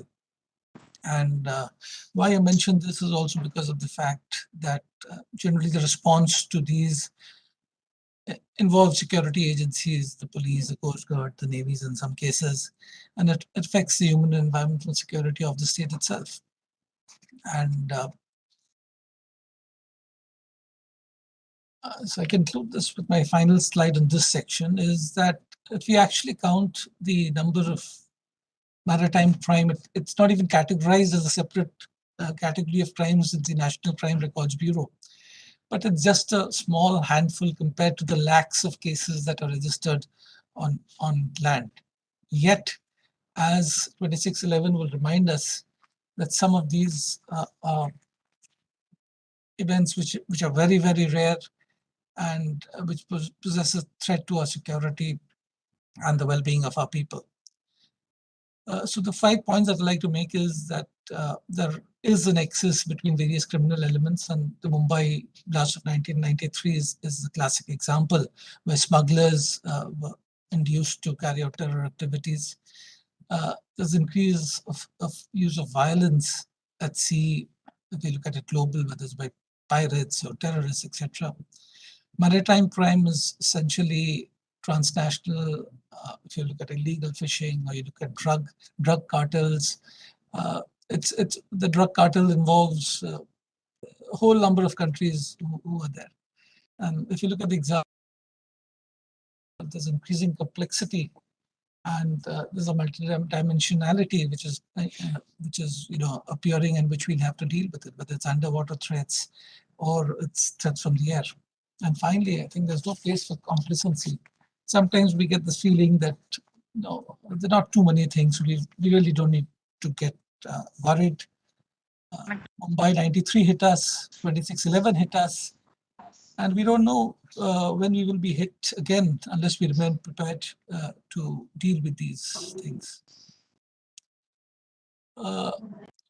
And before the last slide of this is that, over a period of time, what has happened is that concepts are increasingly conflating.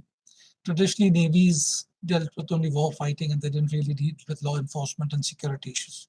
Likewise, law enforcers dealt with law enforcement and not with security issues. But the concepts are sort of merging and they're conflating. And what you have is a statement from the MOD reforms of 2020. And this is a position. They say our armed forces, along with the uniformed services, are the backbone of the security architecture of the nation, both internal security as well as the security of our borders. I just move on to a few slides on maritime security governance, because that's the subject that I am researching at this moment. 3 or 4 of them, but I think they're fundamental to how we approach maritime security, especially coastal security. First is the fact that maritime security has a number of linkages with other concepts and other dimensions, such as as is evident on the slide, as we spoke about blue economy, which is also mentioned in the concept note, with human security, with national security, and marine environment. So it's not a standalone as we believe it just to be a security issue of security agencies responding to it. Second is that the adjective holistic is often prefixed with maritime security to emphasize on the fact that it's a wider concept. It's just not about navies and coast guards and criminals and terrorists. It encompasses more. Third is the fact that elements of the concept of ocean governance and security emerged at around the same time, and that is in the 1990s. However, what we see over the last 20 or 30 years is, again, these concepts are conflating. You see ocean governance and maritime security sort of overlapping each other as we move forward. And finally, if one was to replace maritime security with coastal security in the slide, I think nothing would actually change. All the linkages and all the BEBs would exist as they do. The second point that I'd like to talk about, and which I will talk about again subsequently as well, and is about federalism. As Commodore Rao mentioned, 2611 was a sort of a game changer in our approach to how we dealt with maritime security. Subjects in the maritime domain are divided between the union, the state, and the local interests. And so that brings in federalism into maritime security. And it is my firm belief that it's just not about the center, it's the state who's equally important stakeholder and partner in ensuring security, especially coastal security, because the remit of the state extends up to the territorial seas itself. The third point which I like to make here is, which was also alluded to by some of the sector itself. The traditional belief is that in the maritime domain, it's the navies and the coast guards, which are the state security police providers, and everybody else is adjunct to it. But the truth is that the security sector encompasses a whole lot of stakeholders, and some even fairly remote. And so you need an oversight and management system which is provided by the government. You need security agencies, you need the criminal justice system, the police, the prosecutors, the judiciary, public and civil society. The fact that today's seminar on maritime security is being steered by the academia, by the Bangalore University, is indicative of the fact of the university or academia being a stakeholder in security itself. And you have a whole lot of non-state security providers, such as private security, paralegal assistance, and so on and so forth. And this is the final slide for this section. And it's a small slide, but essentially what it does is it shows that maritime security consists of various components. And I will discuss those in the next section. So at the right at the top is the institutional measures, as who does what, who are the points of contact, and stuff like that. The second is something called MDA, which was spoken about earlier as well. The last is the intelligence task forces, or the resources that we have. And the fourth is the maritime security community. What is not here on the slide is the legal framework. So that becomes the fifth component that I would be discussing as I move forward. So moving on to the challenges, coming on to the mandates and institutions. Commodore Rao also mentioned, and I think we've picked up the same picture as well from the internet, of Admiral G. Ashok Kumar, who is India's first National Maritime Security Coordinator. It's taken more than 20 years for this to happen, and 8 years since an announcement was made in 2014. It undoubtedly is a positive step, it's a welcome step, and it will bring in the wider coordination in maritime security, which was not possible hitherto because maritime security de facto was being looked after by the Ministry of Home Affairs under the Border Management and focused on coastal security. But as Commodore Rao brought out in his, maritime security encompasses international relations, it encompasses scientific research and so many other things. However, having welcomed this and being an important step, if we compare it to some other countries like France, it's a much lighter version, because in France, I think it's the president or the prime minister who chairs the coordination committee as far as maritime security and maritime governance is concerned. I spoke about the federal system and earlier, and it's a crowded slide, but what it essentially wants to depict is that if you look at the ground level or the lowest row in this slide, is that a whole lot of agencies are involved in security, which includes departments of the state government, the state marine police, multiple central armed police forces, the Navy, the Coast Guard, and field agencies of other governments as well. So what generally happens is that people consider that this to be a fragmented system with overlaps on responsibilities. That may be true to some extent, but I was recently I came across a piece which says that Even fragmentation is good enough because it gives opportunity to people to socialize with each other, to interact with each other. And the more people interact with each other, there is more trust and confidence which develops. And in the long run, that does help. However, the second point that I'd like to make here is that, once again, I like to re-emphasize, is about the issue of federalism. I think the center and states are two wheels, and they need to be in sync with each other. Fiscal federalism, I think, is a part of economic studies and economic theory for a long, long time. But I don't think security federalism as such is a part of security studies theory. And I have written about it earlier, and I am a strong believer that a strong state is a prerequisite for our regional ambitions of SAGAR or the Indo-Pacific Ocean Initiative and whatever.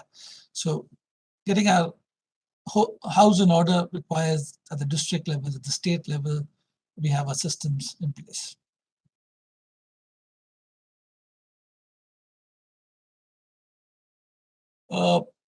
This is another slide which essentially depicts that the coast is just not one homogeneous coast.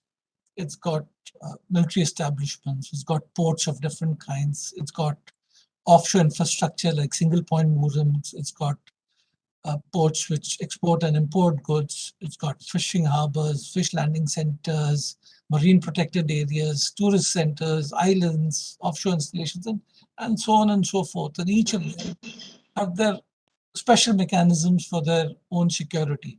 It's much like links in a chain. If we want to have the entire coast secure, each link in that chain needs to be secure. And I would say that the whole is sum of greater than sum of individual parts. So when you look at the whole security of area security, each part or each point security of each component is equally important. And so that's where everybody actually sort of gets involved. The entire community gets involved in security of the coast, and it's just not purely the prerogative of security agencies. Moving on to the resources, essentially the three primary agencies for security are the Navy, the Coast Guard, and Marine Police. We heard Mr. Hebricker speak about the integrated structures which are being contemplated, including the Maritime Theatre Command, which is likely to be established in Kalvar. As per media reports, we're not really sure what the status is and when it will happen. But notwithstanding, if that happens, it surely will have some impact on the way we manage maritime security, both domestically as well as regionally or internationally. Commodore Rao briefly covered about the various zones, etc., etc. So this is a small snapshot from my book of one of these. So we have, if you look at the left-hand side, that's the seaward element of a coastal security, and the right-hand side is the landward element. So if you look at the seaward segment, you have the CISF, which works in port limits. You have the territorial seas, which is under the jurisdiction of the state police. You have the Indian Customs, and you have the Coast Guard, which has jurisdiction up to the maritime zones of India, which is 200 nautical miles. Plus, it also has jurisdiction in a search and rescue region, which extends far beyond that, which is almost double our EEZ, and the Indian Navy, which operates right across from the coast up to the high seas and international waters. On the landward side, what you have is at the base, you have the state marine police, police stations and checkposts and outposts, and they interface with the Coast Guard as a hub and spoke model, and who in turn interfaces with joint operation centers.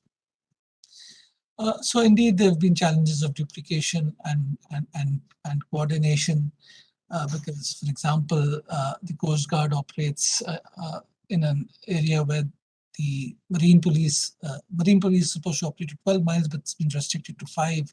So both of them are operating in that area. You have the Navy and the Coast Guard, which operate again 200.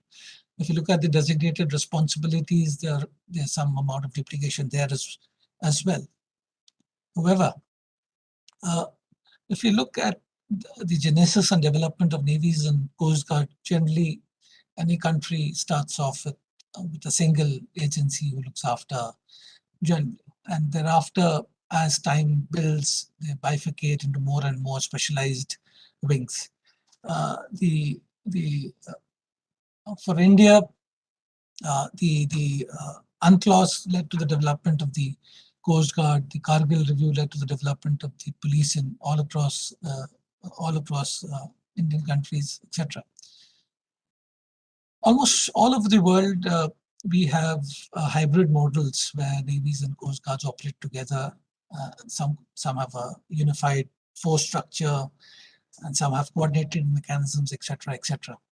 But if you go above the axis, you find certain idealized models.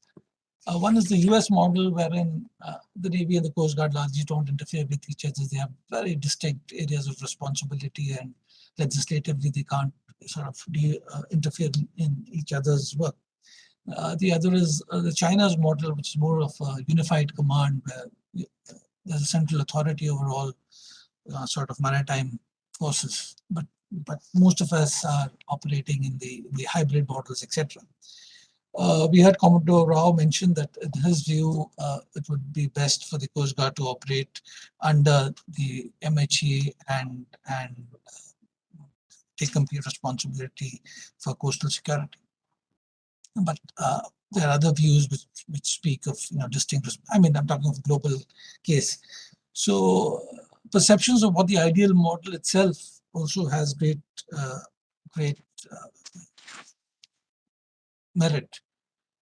And so another way to deal with it is if it isn't broken, why fix it? It's working well, and most of the world is working this way. So that's where this is at this moment, and it's working generally pretty fine. The state marine police is an element, and we'll be hearing speakers from the police later today. I think it has often been uncharitably spoken as the weak link. To develop from a land-based force to a marine force takes time, and I think there's a need of patience, and there's a need for that to happen. So I'm not really going to delve into what the limitations of the marine police, etc. are. But what I'm going to speak about is that I have had the fortune of following the marine police activities fairly closely. And I see that it's my view that over a period of time, while they were actually raised to deal with terrorism, prevent infiltration, they today perform a huge number of tasks which transcend the entire maritime security spectrum that I'd shown in one of the slides earlier. And I think that's a very, very positive development. I also believe that the police are the mainstay of the criminal justice system.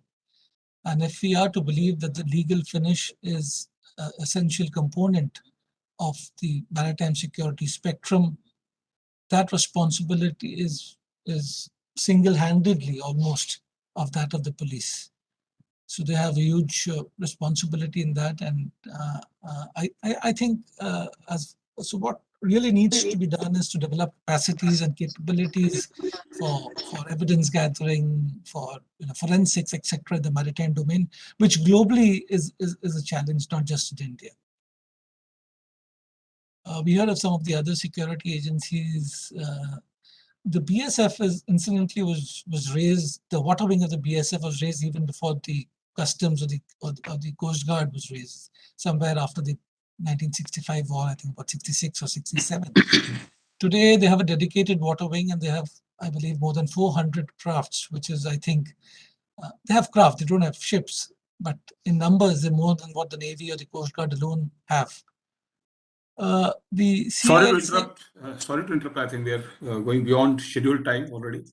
Okay, sir. What I'll do is I'll just get into the last conclusion, and after this, so we leave the rest for this. So there is a possibility of marine wing, and the customs also has been sort of had a rough ride as far as the CAG, castigating it for some of its shortcomings. and I won't really cover MD, etc. And I'll just move on. Okay, I'll just one thing here. We spoke of our MDS systems. One of the greatest weaknesses is tracking of fishing boats. We leave all this, and I'll just come to the last slide, or the last 3 slides, which is the conclusion. So where do we stand currently? So if you look at the pragmatic ordering of theory, it shows that you need to develop from problems, and you need to consolidate as time goes. So this is the ideal way you need to develop maritime security and coastal security systems. However, what generally has happened in India is the crisis leads to a shortened cycle, and you have a problem, and you codify your solutions, and then you consolidate and you exit out anew. But what really happens is you just keep going around and you keep constantly innovating. This is the S curve for maritime security. That means when you develop a product, it matures at some point and it starts dwindling after that. So if you don't innovate and have new ideas, you will not progress. The raising of the Coast Guard, the raising of the SMP or the State Marine Police, some of those things which have happened in these times. These are the innovations which need to continue. In MD as another area, it started off with the Navy, then we did it nationally, now we're going to get internationally. And finally, there are decades when nothing happens, and then there are weeks when decades happen. And between 26/11, 2008 and February 2009, those were the weeks where many things happened, which perhaps hadn't happened for years before that. But what it really did was it set into process systems that ensure that the first doesn't happen. That there's constant evolution and there's constant work going on to ensure that something is happening all the time, and we're constantly improving to face the newer challenges that we have. With that, I have finished. We are a small organization, not too big, located in Delhi. We are the premier think tank dealing on maritime, I'm sure perhaps only in India. And you're welcome to contact us. These are some of the products we have. And on the right-hand side is the book that I wrote in 2019. If you're interested, we're more than welcome to, So thank you very much. And I'm sorry for overshooting the time, and I will stop my presentation now. Thank you, Captain Das. It was actually very interesting and engrossing. I wish there was more time for it, but we have to stick to the schedule. The next speaker is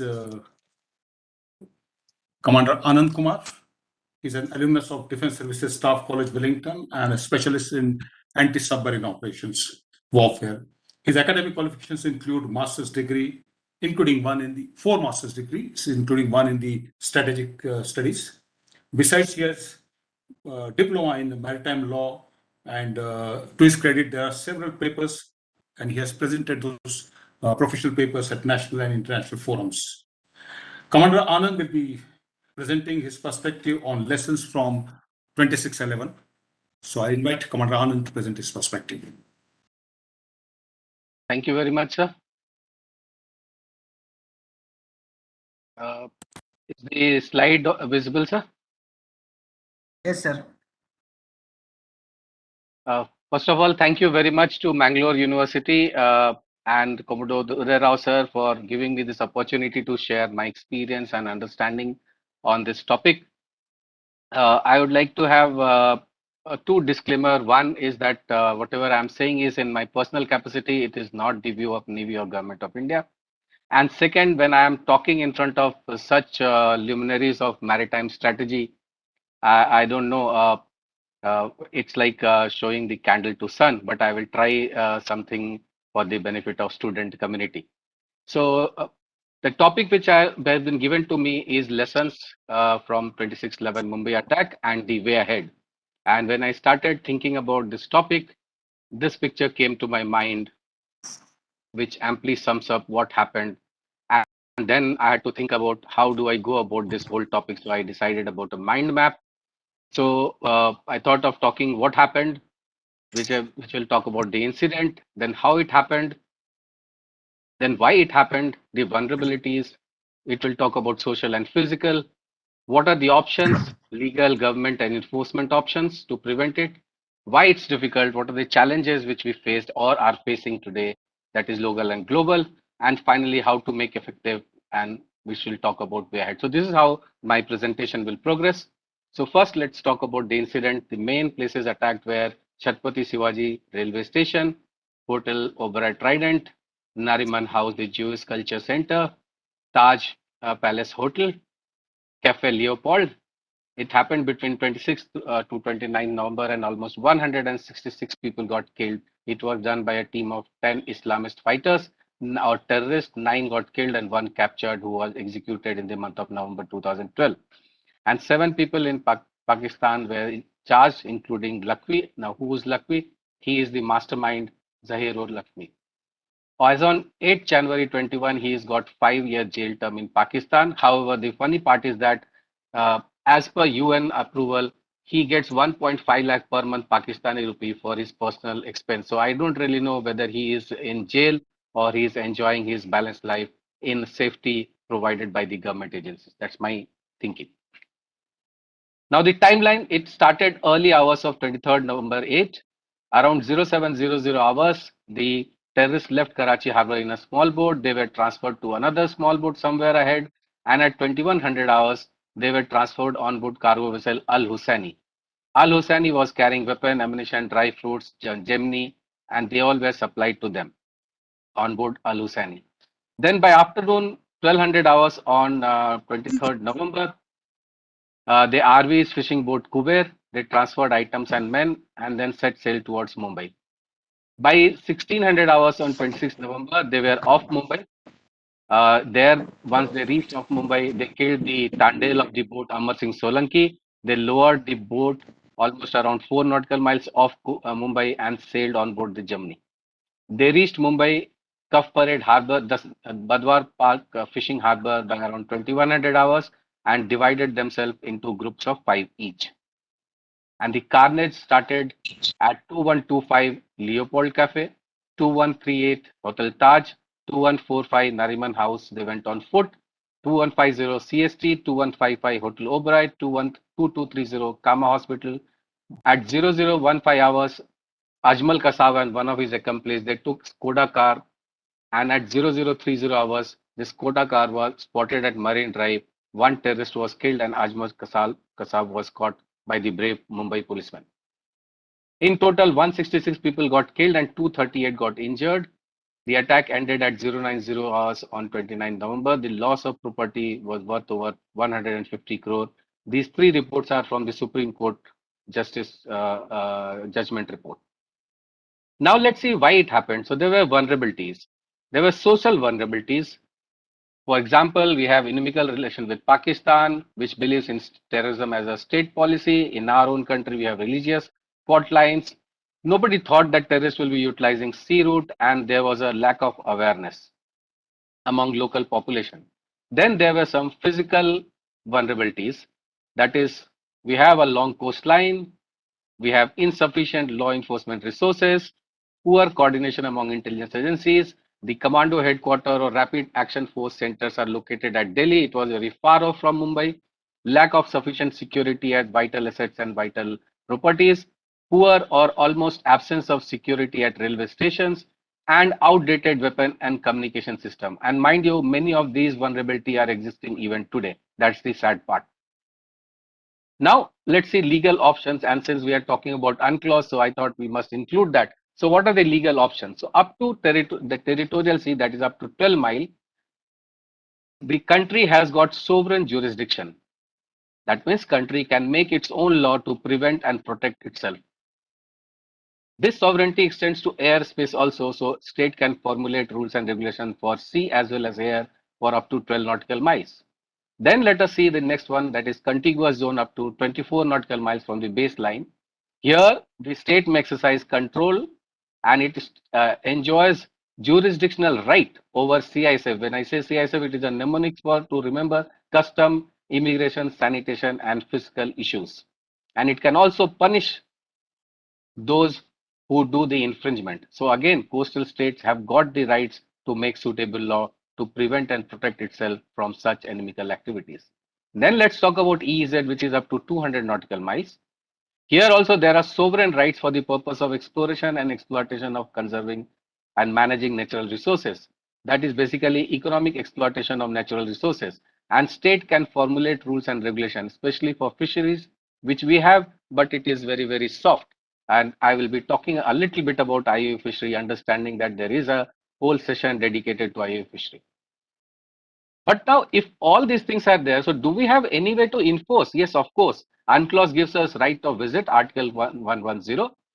It is in own waters as an affirmative action. And when I say own waters, I say up to 200 nautical miles. However, the limitation is the warship.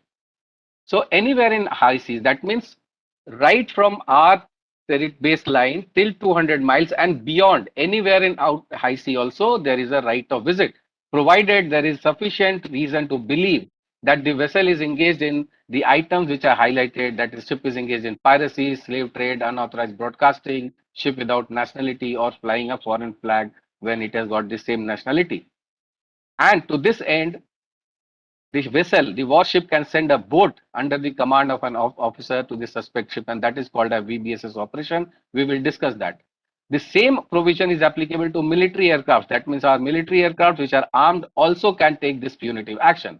However, the point to remember is that there is no such right in others' territorial sea. That means within Pakistan's territorial sea, from its baseline to 12 miles, we do not have right of visit. But beyond that, we can exercise right of visit, even let's say 12.5 miles of Pakistan. That's UNCLOS allows us.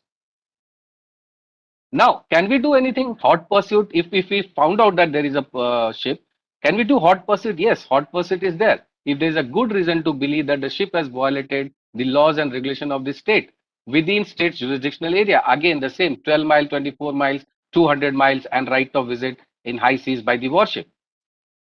The problem is only that it must commence within the jurisdiction zone for the respective infringement. Both foreign ship and ships must be within the jurisdiction. That means I should also be within the same jurisdiction. And it will cease if the ship which is pursued enters its own or others' territorial sea. So this is one clause which we have to be careful about. Now let's see the challenges when I'm talking on ground, how it happened. So a boat leaves Karachi harbor. It comes undetected till off Gujarat. There it meets another vessel, that is fishing vessel Kuber. 4 people from Kuber are transferred to Al Husseini. They are killed on board. Only the Tandel Amar Solanki is there on the boat. The terrorists embark this fishing vessel Kuber, and then Kuber moves undetected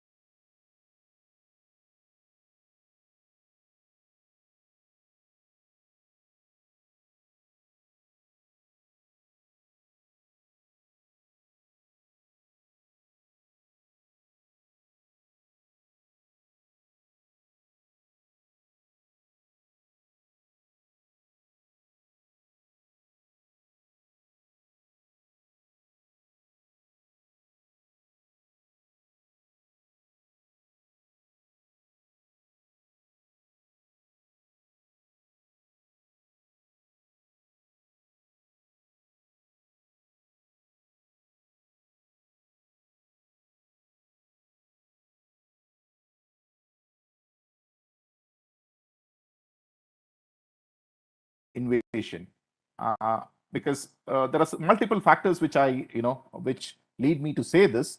Because clearly, just before that, the Ukrainian forces, backed by the West, were trying to cut off, water to Crimea.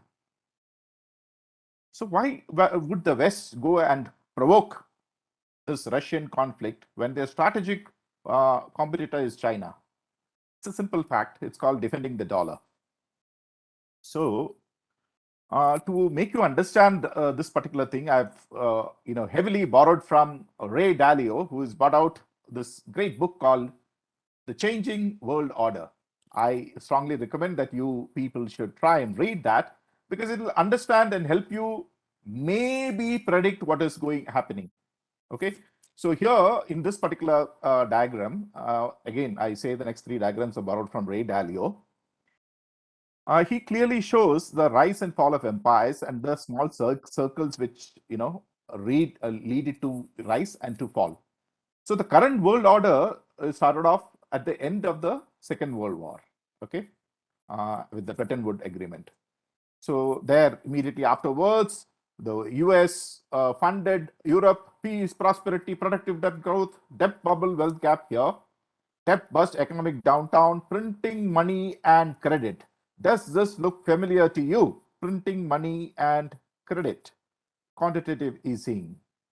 And then comes usually revolutions and wars, debt and political restructuring, and a new world order. Will this happen again and again? We do not know, but let us look at this slightly more in new detail. So any new order, it goes through these particular steps: strong leadership initially, inventiveness, education, strong culture, good resource allocation, good competitiveness, strong income growth market, strong markets in financial centers. Slowly it becomes less productive, overextended, losing competitiveness, wealth gaps, large debts, printing money, internal conflict, loss of reserve currency, weak leadership, civil war stroke revolution. Wow. Okay, so let us see how the previous two world orders, when you look at it, he's even explored from the time of the Dutch. Okay, before the British were the Dutch, how they rose and how they came down, and how the British, again took over, and from the British, the US took over. Okay, again the same thing: debt restructuring, debt crisis, internal revolution, peaceful or violent, that leads to large transfer of wealth from the haves to the have-nots, and from British to US, internal revolution, peaceful, leads to large transfer from haves to have-nots, external war, big currency breakdown, new domestic and world order, big currency breakdown. So this is the key, defending the dollar. Is that what is going on there? I found out one more diagram, and there it shows, okay, printing, overstretching, and there is the rise of China. But definitely the US still is the predominantly global power, but China is rising. So will the next one be a Chinese world order? People are not able to predict this, neither am I going to attempt it, but it clearly shows that there are certain compulsions driving the US and the US economy, because they have clearly printed too much of dollar. So although the first slide I showed Ukraine and Russia, Ukraine, when I look at it, is a proxy. The actual war is definitely between the West and Russia. And from the West, it's definitely between the US, the hegemon, and Russia. Okay, and like all wars, it has the diplomatic, information, military, and economic dimensions. Okay, so let us explore it one by one. Diplomatic.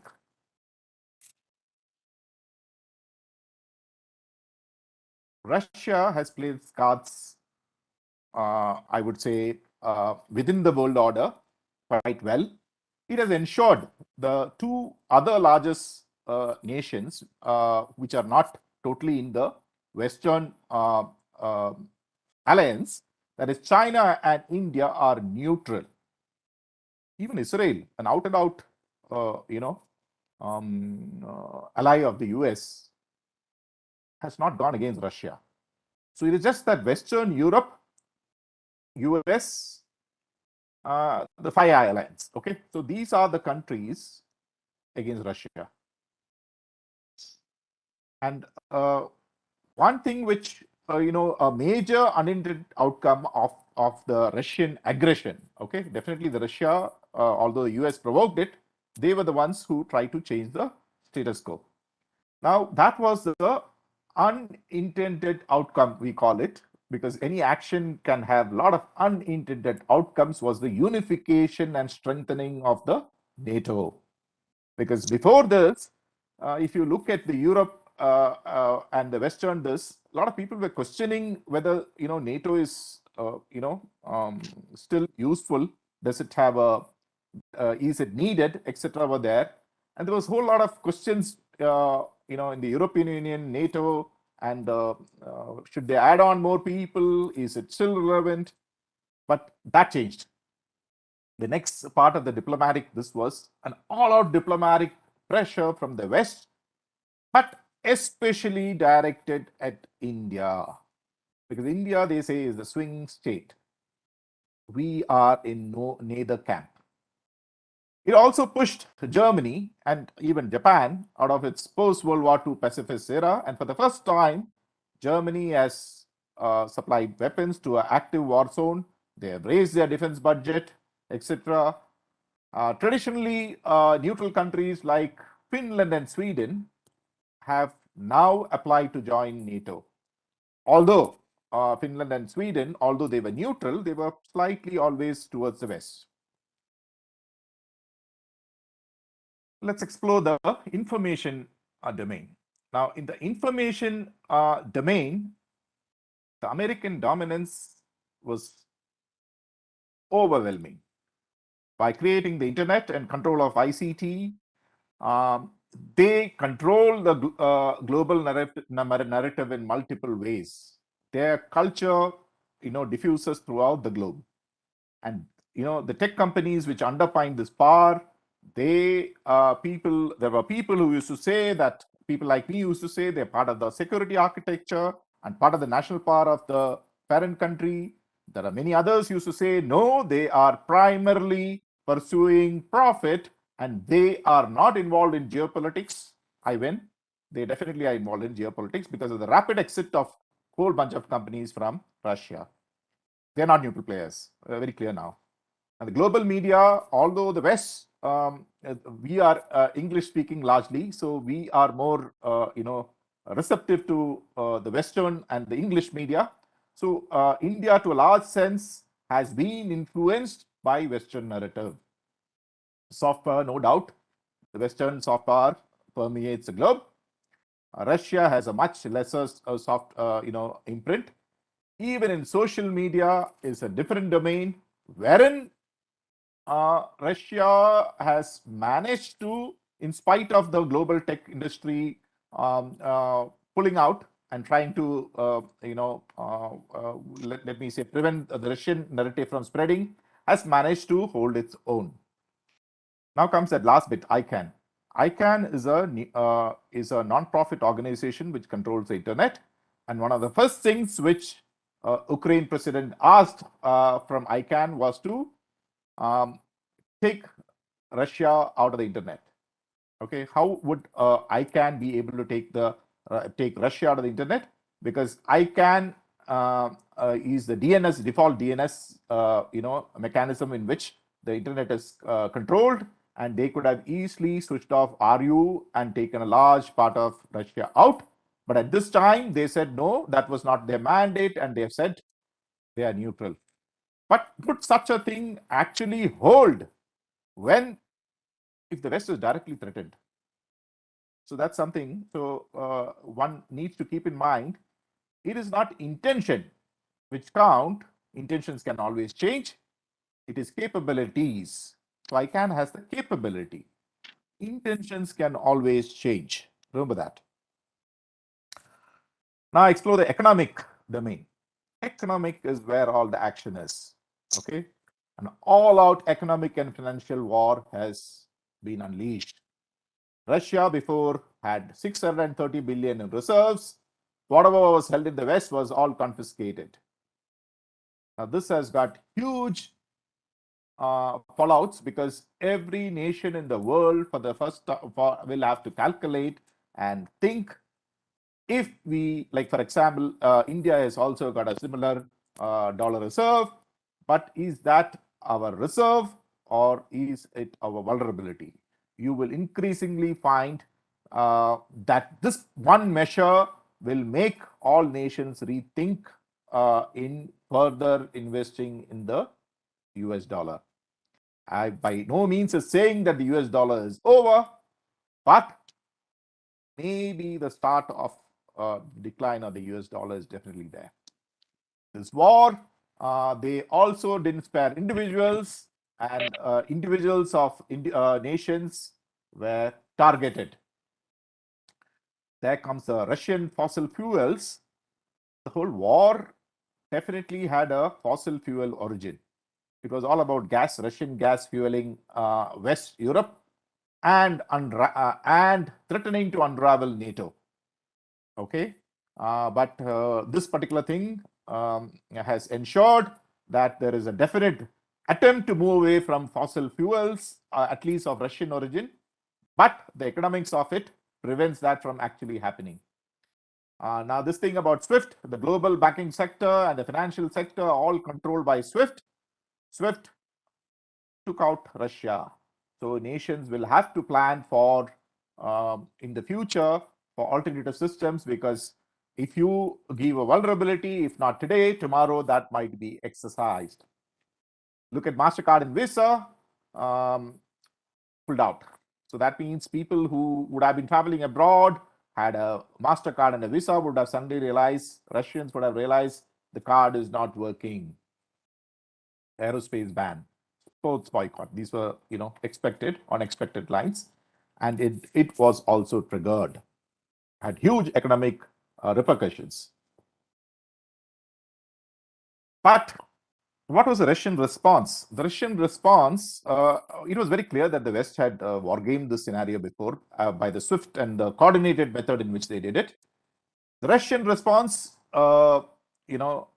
certain parts definitely they were surprised because they did not think the central bank would be sanctioned and their entire foreign reserve would be confiscated to the tune of $300 billion. But the Russian central bank, doubled the interest rates 20%. Exporters were told to swap 80% of their foreign currency revenues for rubles rather than holding onto US dollars or euros. Russian brokers were banned from selling securities by foreigners. Residents are not allowed to make bank transfers outside Russia. Control systems, basically. Russia demands payment for natural gas in rubles, not euros or dollars. And this is a direct challenge to the US dollar-dominated global order. And because of which, I predict this war will not end very soon. The final aspect that which I put in red, the ruble to gold standard. It's not exactly a currency backed by gold, but they have put the price of gold, 1 gram of gold, to rubles 5,000. This will slowly ensure that the global, because human beings and nations always look for profit, and this will slowly ensure de-dollarization of the global economy. These are things which the preeminent hegemon cannot tolerate. There has to be a resolution or conflict to resolve, or there has to be a diplomatic initiative to, accommodate each other. So if you look at that particular slide, which I put onto the right, that is that graph, the Russian ruble initially tanked almost to 120 to, to 1 US dollar. But these actions by the Russian were successful. And today the the ruble is better placed than when before the conflict started. Now it's ended up even 30% stronger, and the Russians have taken lessened the capital controls from 80%. They have said, okay, 50% needs to be converted. That definitely seems to be, this round has definitely not gone exactly the way the Western world wanted this to be. We will see further how it unfolds. Now comes the military and information ops. This is by far the most hotly contested information operations in human history. Even for a practitioner like me, I have, there are always multiple viewpoints, and it was not very easy to read the war. Okay, but then there are certain things which stand out. This might be for more for a military audience, but I'm sure students would still be interested. So one is about the failure of armor and the predominance of ATGMs, that is anti-tank guided missiles. Okay, so before this war, the armor was considered, having a slight upper hand because of something called the explosive reactive armor. But the new generation ATGMs, Javelin and TOW2 tandem warheads. That means the first round ignites a reactive armor and the second penetrates the target vehicle armor. And they do it from about 4-5 kilometers away, ensuring that armor will have to reinvent itself. Armor not also operate in isolation. It is usually accompanied by light infantry vehicles. The ubiquitous presence of UAVs have ensured that the light infantry vehicles have also gone out of fashion. Technologists will have to go back and reinvent. I'm by no, this making a prediction that the use of armor in history is over. It is always a cycle in which a new technology has to now come in and take over. But armor definitely will return, but in some other form.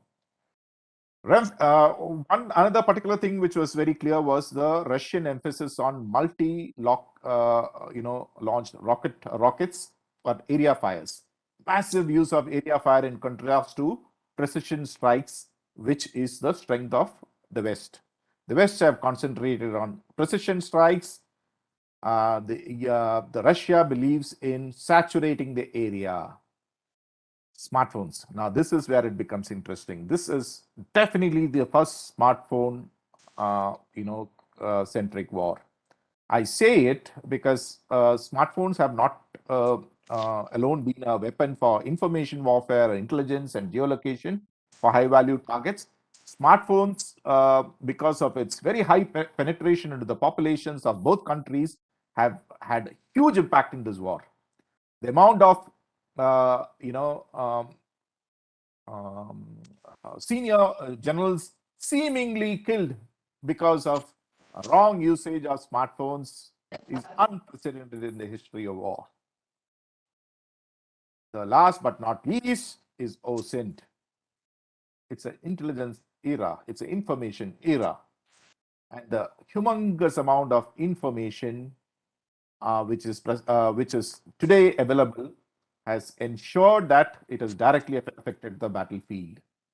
Commercial technologies, commercial satellites have given people all over the world the ability to see this war in a very transparent fashion, which is unprecedented compared to previous wars. But having said that, I would also caution that there is a tendency among commentators searching to draw conclusions. I'm part of that about the performance of a given weapon system or of a specific tactic to extrapolate that as a generalized trend. And the more removed from the battlefield the commentator, the greater the tendency to convert a micro observation into strategic veritas. So I would put this caveat: the war is yet not over, and in this information chaos, lessons will further keep coming out. But yesterday I got the screenshot. Yesterday, June 6th. So this is where the present position of the Russian forces are. They have their initial foray into Kyiv, etc., has gone back. So I now come back to the first question. Does this look like Russia always had an aim to only go for the Russian-speaking regions and create a land bridge to Crimea, which is of strategic import to them? I personally think so. The evidence points to that. Rajan, so how many more minutes to conclude? Another 30 seconds, sir. Oh, they can take out a minute, no problem. Okay. So there it is. I have tried and given you an overview, but these assessments rely on simplistic rubrics such as, diplomacy, information, intelligence, military, and economics, or ends, ways, and means. We often forget that wars are also fought because of history, psychology, moral, and spiritual factors of the human choice and the human population which wages that war. With that, I end my presentation. Thank you. I'm open to questions. I hope you found that useful. Thank you. Thank you, Rajan. And sorry for asking you to conclude it quickly, but already we have hardly any time left for the question answer. But still, I am just cutting short on my summing up. I would quickly tell as to what we had in this session. We had Commodore Uday Rao. He gave us an overview about the coastal and maritime security and about the threats which we are concerned about. He highlighted the security scenario in our immediate neighborhood about the human trafficking issues and also the division between the responsibilities for maritime security, which I slightly found in deviation from the SOPs as what is given in the SOPs. Nevertheless, it will be it was somewhat clarified in the Captain Das talk, where he talked about pragmatic approach in overlapping responsibilities. Captain Das particularly highlighted the entire gambit of security concerns and how the piracy attacks in our waters, which had reached in the 2010-2011, were reversed. Then there was he mentioned about the maritime governance, not a standalone, but there are multiple linkages, highlighting that federalism is that it is not only the central subject for maritime security, but there has to be central and state agencies working in coordination to achieve the maritime and coastal security. Quickly, staying out, Commander Anand, he mentioned and really giving some presenting some realistically how those 2611 events happen and really genuine the concerns of the people at large and citizens that how did it happen and definitely what are we doing? Are we doing enough to make sure that another 2611 doesn't happen? He talked about another maritime security document to be created, and there are some questions on that. So I will, in fact, come up on that with the questions which are raised. And finally, Colonel Rajan, if people are wondering as to how Russia-Ukraine war fits into this conference and why it is important for us to get the lessons from that. And I think the most important thing is that this war was not just about Russia and Ukraine, but Russia and the West as a proxy war. And most importantly, we look at our dollar reserves as our strength, as how well our economy is doing. And he said how dollar reserve is a vulnerability in the times of war. And lastly, if the smartphones, people thought they are their prized possession, how they can create a grave risk for the indiscriminate use. With that, I will just open the forum for question answers. I have already in the chat box three questions. First of all, I'll take it for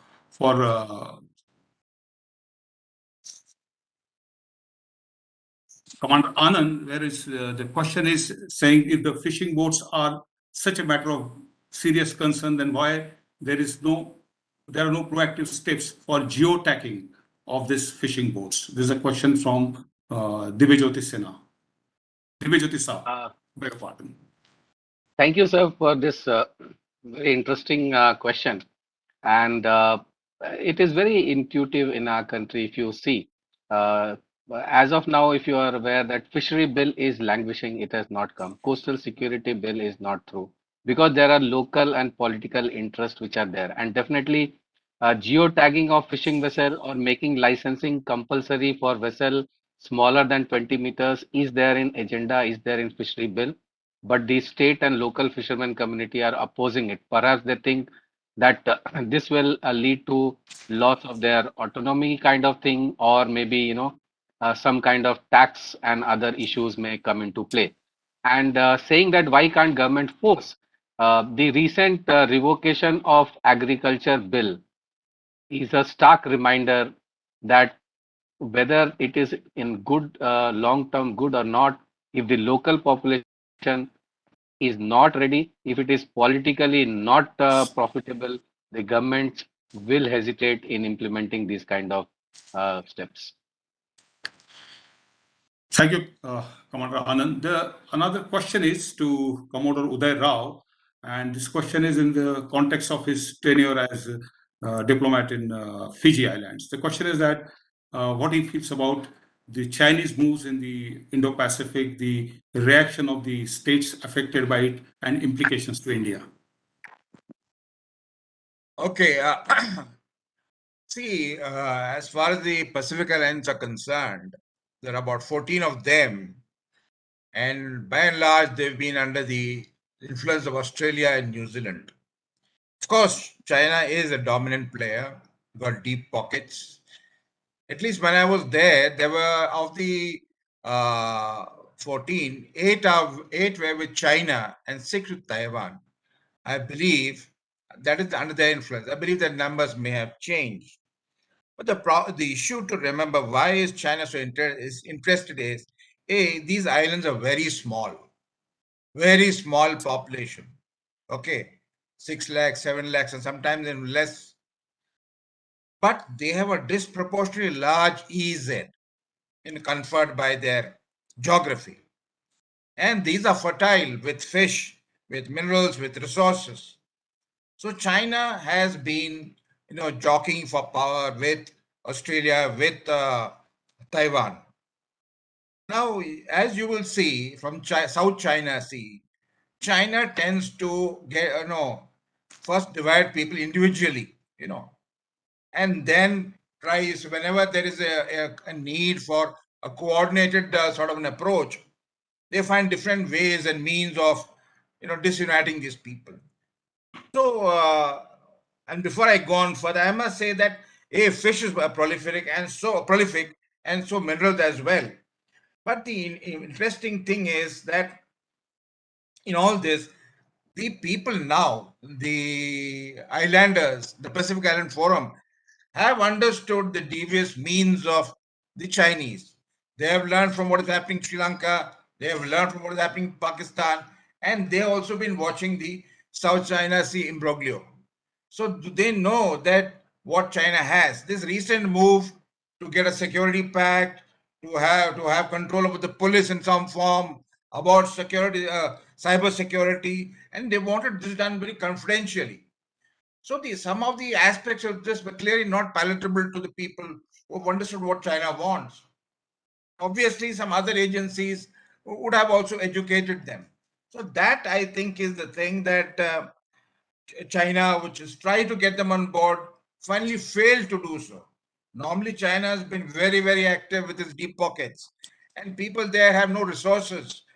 Islands are far separated, very little connectivity in terms of boat or air, one flight per week. So China has been providing a lot of goods with its deep pockets, but they thought that this time also they will get these people on board by flashing a few, some money at them and getting them to sign on the dotted line. But I think that now the world opinion has changed against China after what has happened in Sri Lanka, Pakistan, and South China Sea. So the islanders are obviously more concerned. They know that they will be bartering away their rights, and that is what has led to this, rejection of this Chinese proposal. Thank you, Commodore Das. Now we are running out of time. We're already about 10 minutes beyond time. But there's one question which is about, we have Indian Maritime Doctrine and Strategy document. So this question is from Rishi saying, do we need another maritime security document? And Captain Das, would you like to take this question? Yes, sir. Thank you very much, sir. The Maritime Doctrine and Strategy are essentially Navy documents. And they actually have the Navy's vision of the future, and they're not completely a maritime strategy as we see it as a holistic concept. Notwithstanding, the 2015 edition involved all stakeholders, and it has met its role for the future. But looking forward, many countries like the US, the UK, the US, and several others have their own maritime strategy, which is more, all-encompassing. The UK, for example, if I remember correctly, it's the Ministry of Transport which steers that. And perhaps when we look at the future, perhaps there is a case for looking at a more holistic maritime security. That would be my opinion. Thank you. Mr. Chair, this is P.V. Rao from Hyderabad. Can you address a question? P.V. Rao from Hyderabad. Can you address a question? Okay. Let it be a last question. Mr. Rao, go ahead with your question. Yeah, this is rather sharing with my good friend Commodore Uday Rao, Raoji and Mangalore University. Thank you for giving me opportunity once again. We met about 3 years ago physically there. My question or a clarification from you, Udayji, is you spoke something about the postal security police. Yes, we all agree. The general opinion is still the postal police stations and the personnel concerned have to be adequately geared up, given the minimum of infrastructure to discharge their designated responsibilities. Would you be able to update me if there is any better situation as of today compared to 3 years ago, whether in terms of the patrolling vessels or the surveillance systems or any such monitoring gadgets which have been equipped to the coastal police stations and the security personnel concerned? Okay, P.V. you see, the issue is that 13 states, coastal states have 13 police. Now, they have different ethos and philosophy. I have trained 1 or 2 states for a couple of years. The issue is simple, that the marine police will have to accept responsibility for that, which means at the moment they do not have a cadre of seagoing people. Okay, policemen are taken from the normal stream and put into boats. They have no interest to serve at sea. The other thing is, of course, they are taking people from the Coast Guard and Navy who are retired. But the terms and conditions are such, because they're taken on contract basis. They're not even re-employed. So they find better employment elsewhere. So who are the people who come into the marine police? They're naval people and Coast Guard people who actually want to stay, say, in Karwar because they have some family obligations. Every year the Navy retires at least 50,000 sailors. But none of them come because they pay the terms and conditions not accepted. The other is about sea training. Every state, in fact, Karnataka is supposed to have a training academy. Unfortunately, it doesn't have. Neither do other states. Okay. So result is, if you are not trained to go out to sea, then you're not prepared. The third thing is about annual maintenance contract. See, for example, Tamil Nadu has got a Coast Guard officer who is with the coastal police. The other states do not have that. So whom are they dealing with? The ANC is signed by somebody else. MHA signs. Maybe there is some change recently, I understand. But the issue is that there is nobody in terms of logistics and machinery, technology, who can guide these people. There has to be somebody with a seagoing background. Similarly, operations. I'm not trying to badmouth the marine police, let me assure you. I have the greatest respect for them but the problem is that they're not going up to 12 nautical miles because many things in the boat are not working. For example, life rafts are life expired. Fire extinguishers are life expired. No fire extinguishing facility in the engine room. So the issue is that even handling a boat, when you go out to sea, there's a way you have to handle. So they know what the lacunae is. They are scared to go out. I don't blame them. Many times they don't realize that the GPS can give the track. Technology, they do not know how to exploit the GPS, how to approach a contact, what is a suspicious contact. So they suffer from all, many things which really the Navy and the Coast Guard are fortunate because we have learned, we have structured, we are organized.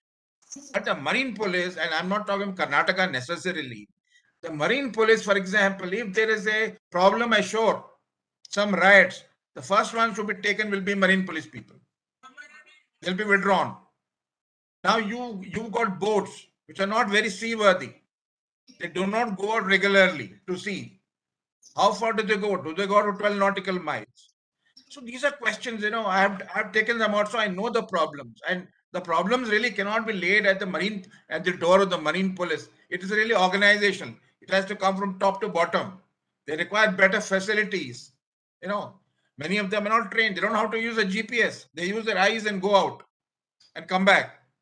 So in short, what to tell you is that the Marine Police requires a lot of help from the Navy and the Coast Guard. But for that to happen, the state police authorities will have to take more responsibility, ensure that they are trained. Okay, but the boys are good, especially the youngsters. They're very technical. But the overall system is such that it doesn't actually support them and push them to sea. Thank you. Thank you. It's a long way to go. Good organization structure and give them HRD resources. Thank you, Mr. Rao. Thank you. Rao. Thank you. So let's conclude this insightful, interesting session. I must congratulate all the 4 speakers for making this presentation. We could see how much interest and how much work has gone into doing that.